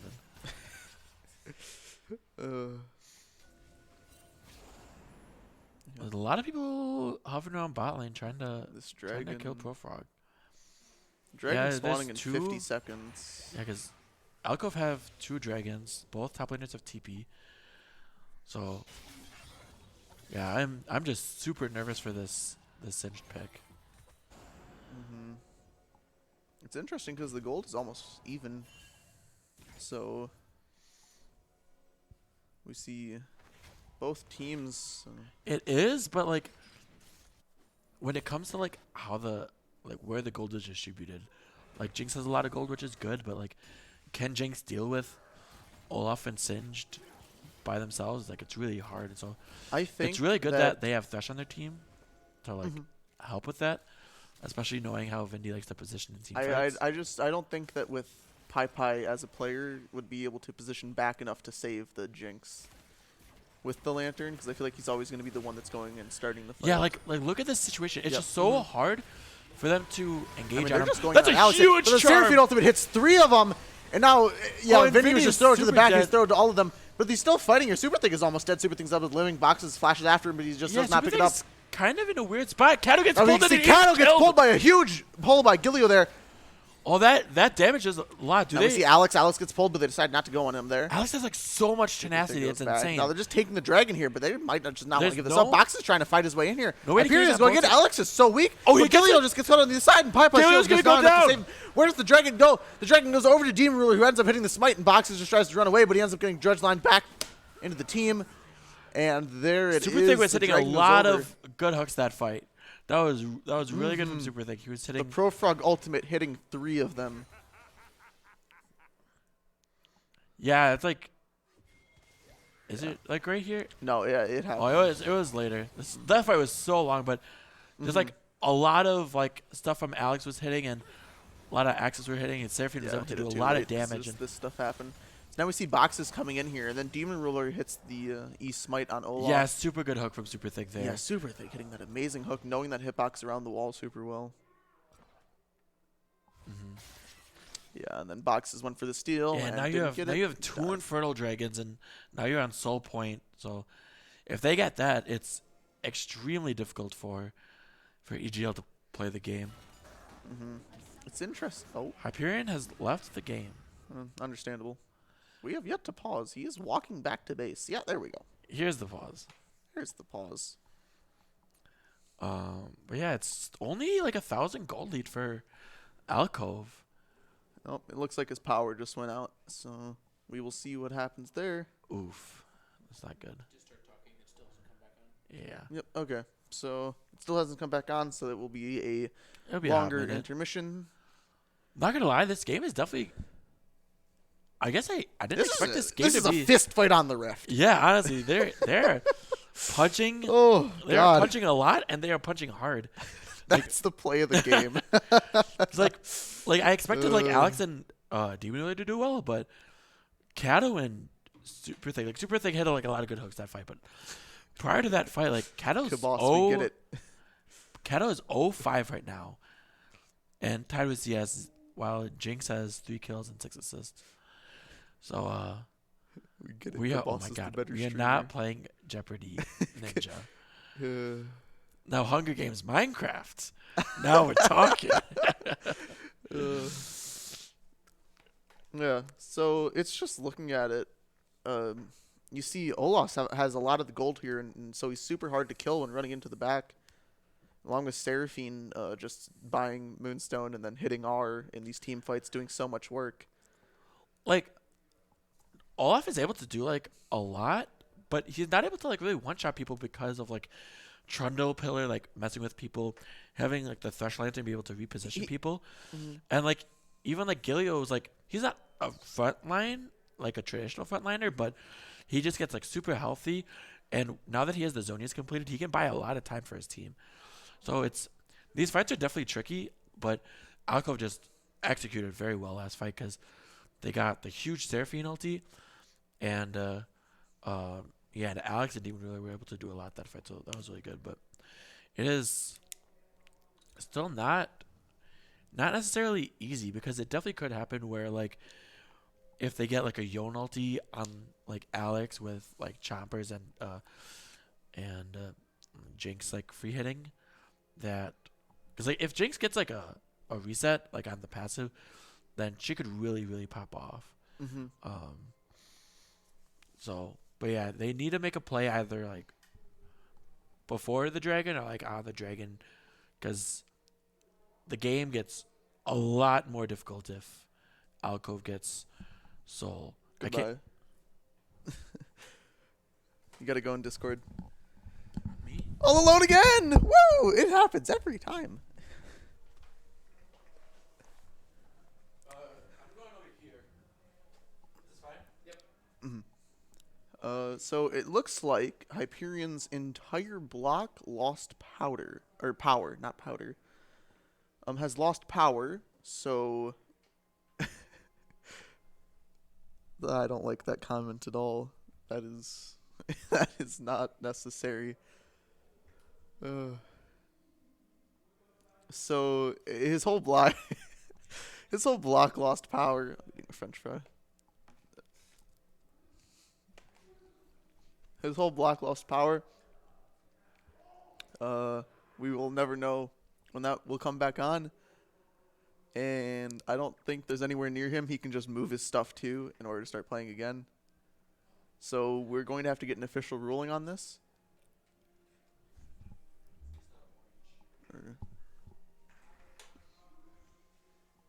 So we have to have the assistant commissioner who was casting with me, who has now left me because I am Zombro, and the co-caster always must leave when I am here.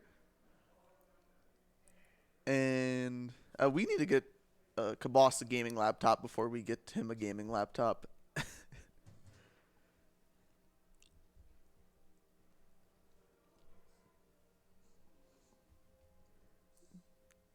So, game paused.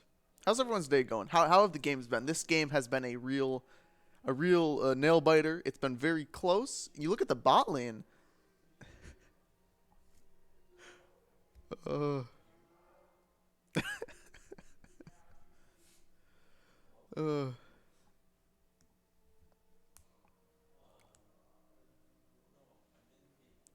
So in Alcove versus EGL, Alcove has 3 dragons.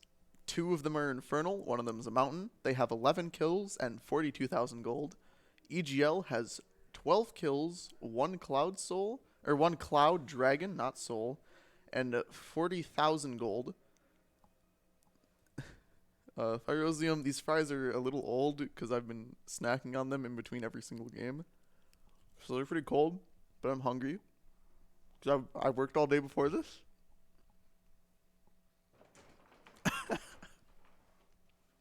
I don't know. Yay, a co-caster. Oh my god. Oh, dang. Worth a shot. Well, you had a small glimpse of my only hope at redemption. I just resort to eating no matter what.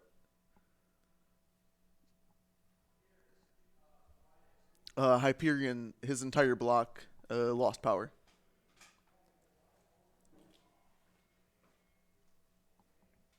So we're currently getting an official ruling on what we will do moving forward here.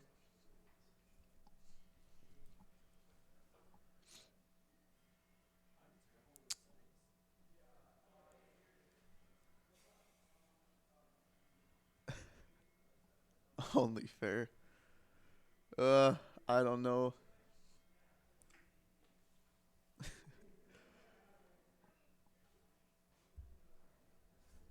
This is an interesting predicament here on what we are going to need to do.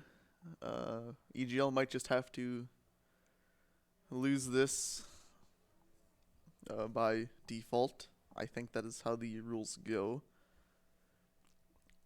And because Burn Victim is the assistant commissioner and Vindy, our commissioner, is playing in the game, Burn Victim is currently deciding what is going to happen, following the rules, and I think a meeting of some other people right now.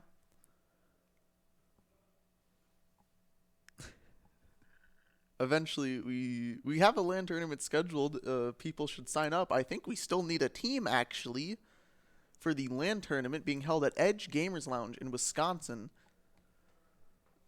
If you're a local resident, then you should find a team and sign up.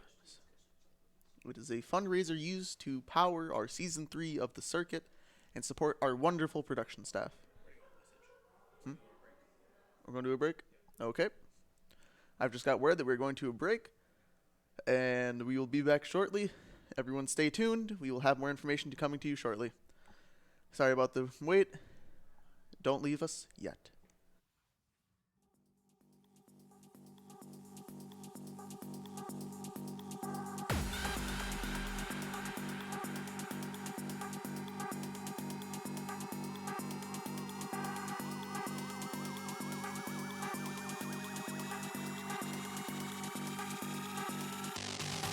Step up, make your body rock. Gotta keep it jumping till you hit the top. So keep dancing all around the block. And when the morning comes, no, you don't stop. Beat drops and the music blasts. You just lose the plot. But shake it there, yeah. Throw the shapes up like nobody's there. Break down, put your hands in the air.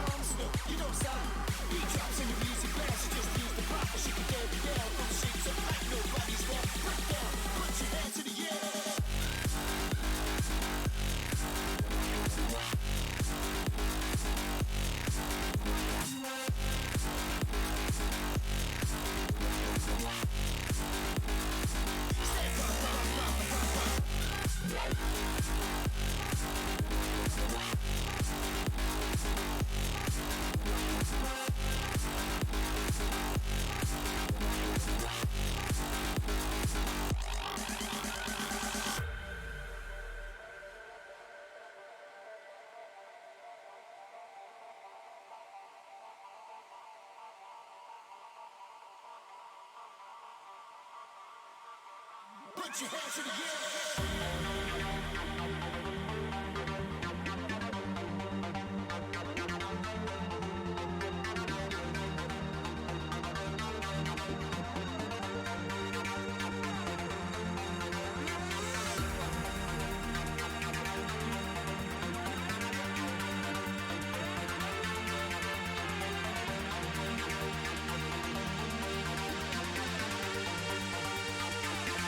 Put your hands in the air.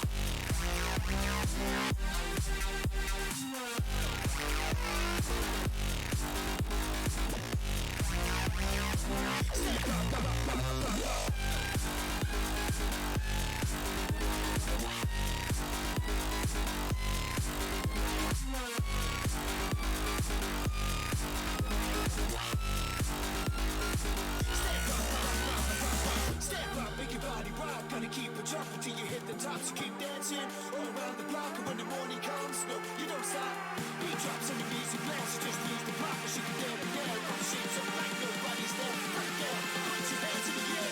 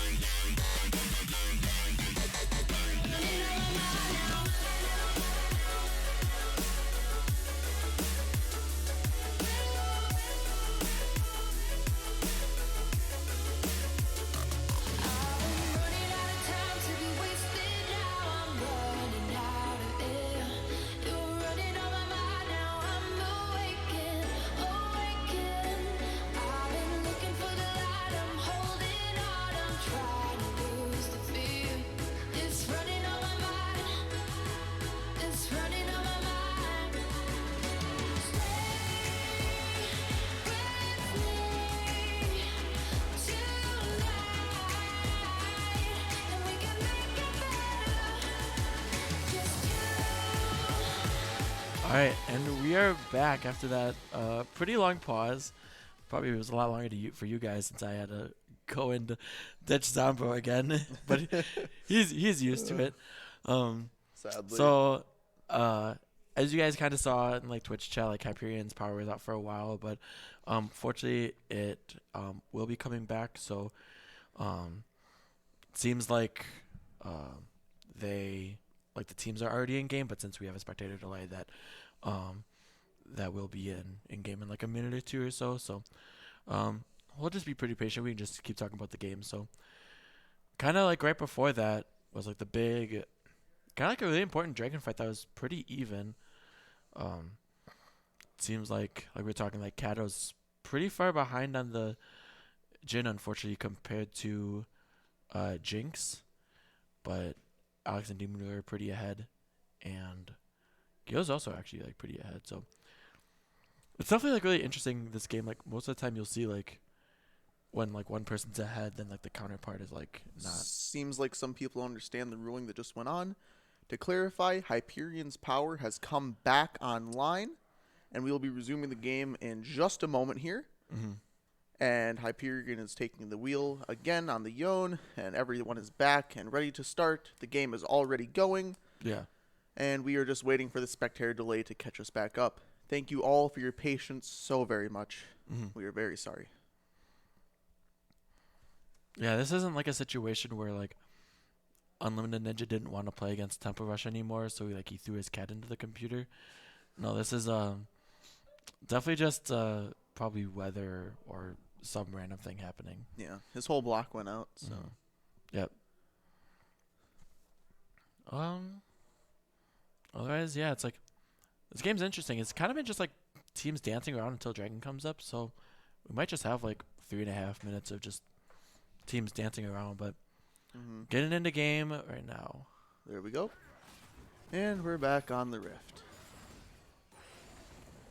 So the thing about the Dragon Dance would be is if Alcove wins one of those, then they have Soul. Yeah, and that'll be really, really nice, especially on like Infernal Soul's like really good on like champions with damage over time. So Alex with the Infernal Soul would be really, really big. That and like Demon Ruler would be like really good with it as well. We will see. I wonder if anything will really happen like before that. Hard to tell. Yeah. It's interesting. I hope Yone gets a second item soon because even though like Profog's items are just like cheaper, like Profog has 3 items and a couple components, and like now Yone finishes the IE, which is like good. But yeah, Profog's impact is gonna be really, really good, especially when he hit like that huge ulti last time. Hit like like 3 people and then was applying Moonstone to a lot of people.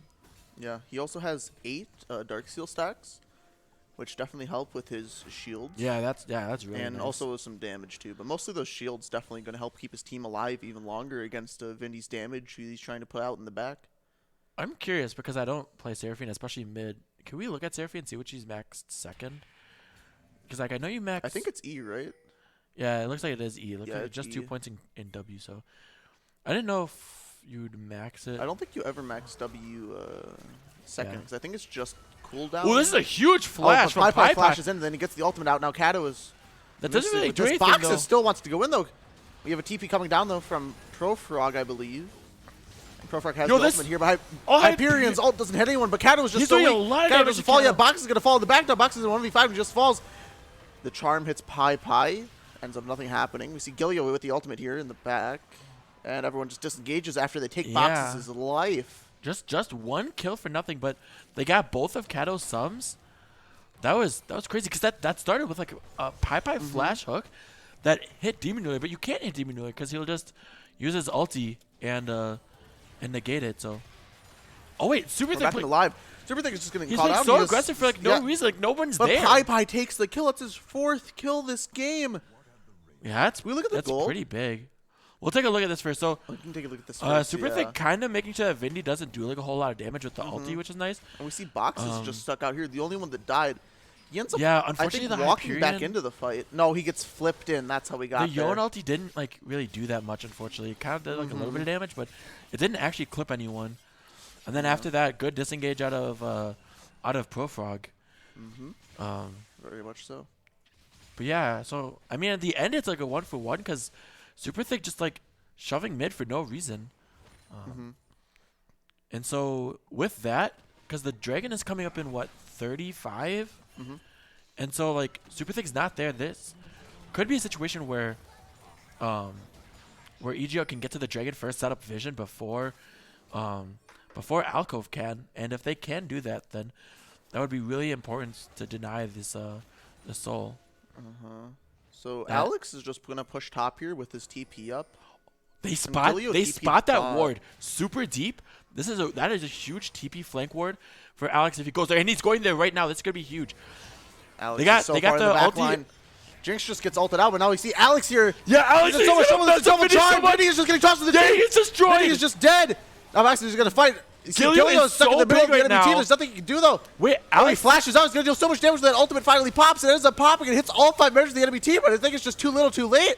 That is they so much both get damage out of double moved by Alcove, the and Alcove Seraphine. get the It's a 0 for 5 for Alcove. Holy cow, that was an insane TP.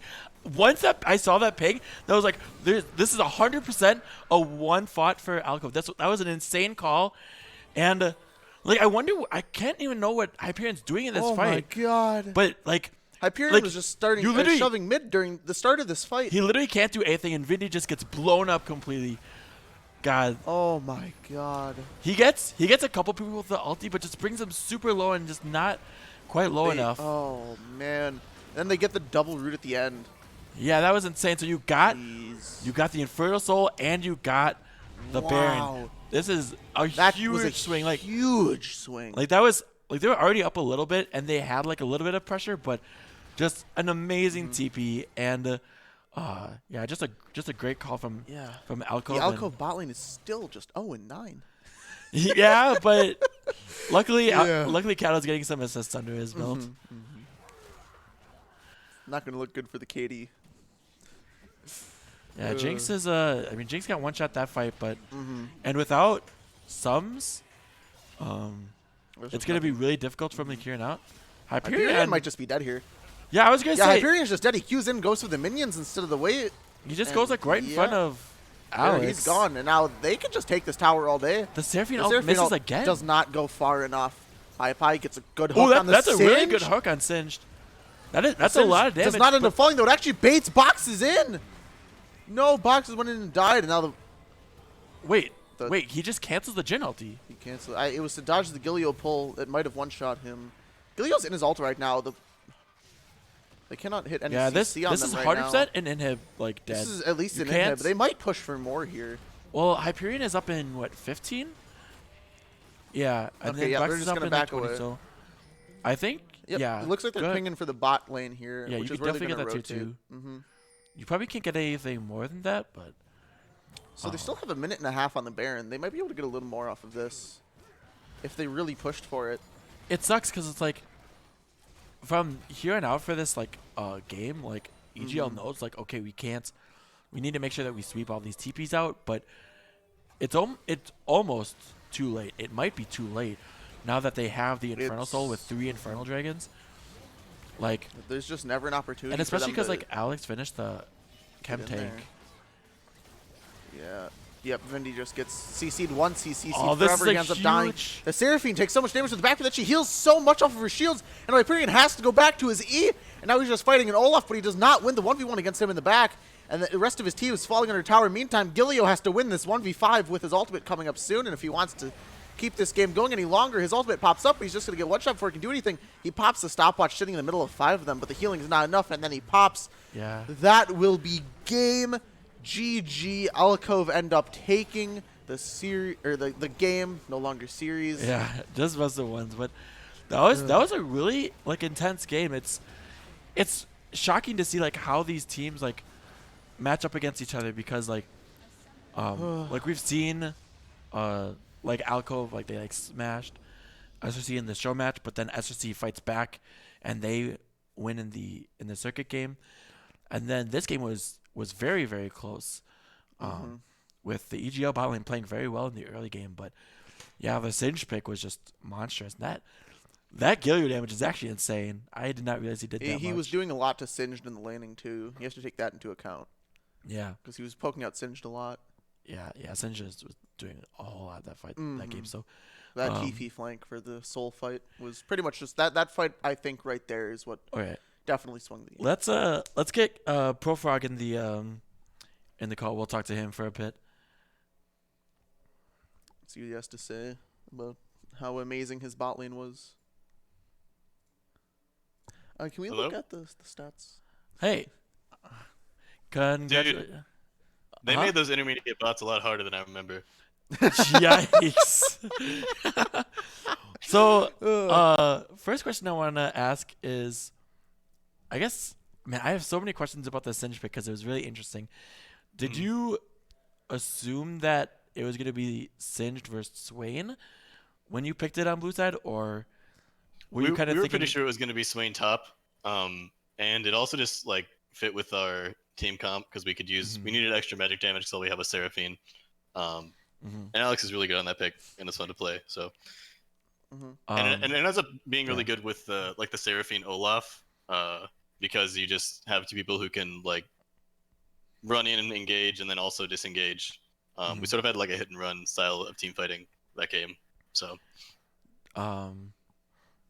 what, like, I guess, when it came to like the TP flank at the end, like, was that like prepped before the dragon for like to get like the super deep flank ward for Singe? Because like when I saw that and I saw someone ping it, I was like, this fight is gonna go so well for Alcove because Alex is just gonna destroy like everybody in that fight, and you guys did.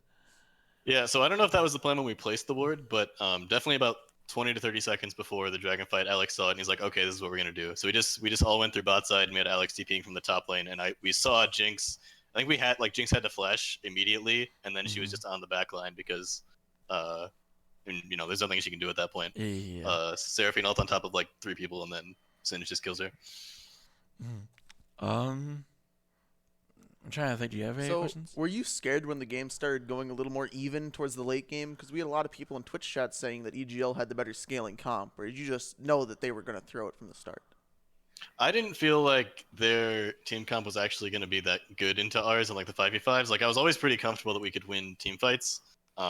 Alex was really strong, Olaf was strong, and Seraphine is really good at buffing those champions. I mean, it's just hard to win team fights against Seraphine, especially because they have only Yone who can get onto me, and like I think we saw multiple times, like through my flash and through my shield, like he just can't kill me. So there was no way I was ever going to die, which means that my frontliners aren't going to die either. Yeah, for sure. Well, congratulations. Yeah, I don't think I got anything else. else. Also, that was like my 4th game ever on Seraphine, by the way. That champion is way too busted and way too easy. Yeah, that champion is insane. Please nerf it so I don't have to play it anymore. All right, sounds good. Well, congratulations on the win. It was definitely a nail biter until the very end. So, good, GG's. Yep, thank you. Yeah, you summed it up too well. It's like that champion is way too easy. It's just, it's so ridiculous. Like, it's like the only thing that you really need to like remember is like your ulti goes through like anybody, and it hits everybody. It's so wide. It goes so far. It's like, it's so crazy like that. Like the 3-man ulti at the dragon before is just like, it is sick. But yeah, I don't know. That was a banger of a game. So if it was unfortunately that we had that little hiccup of the delay. But we made it through. So one thing a day to make me cast alone. Yeah. All right. Well, tune in tomorrow then for some Group B games. So those will be pretty excited. But yeah, we're gonna bounce out for that night. So have a good night. Goodbye, guys.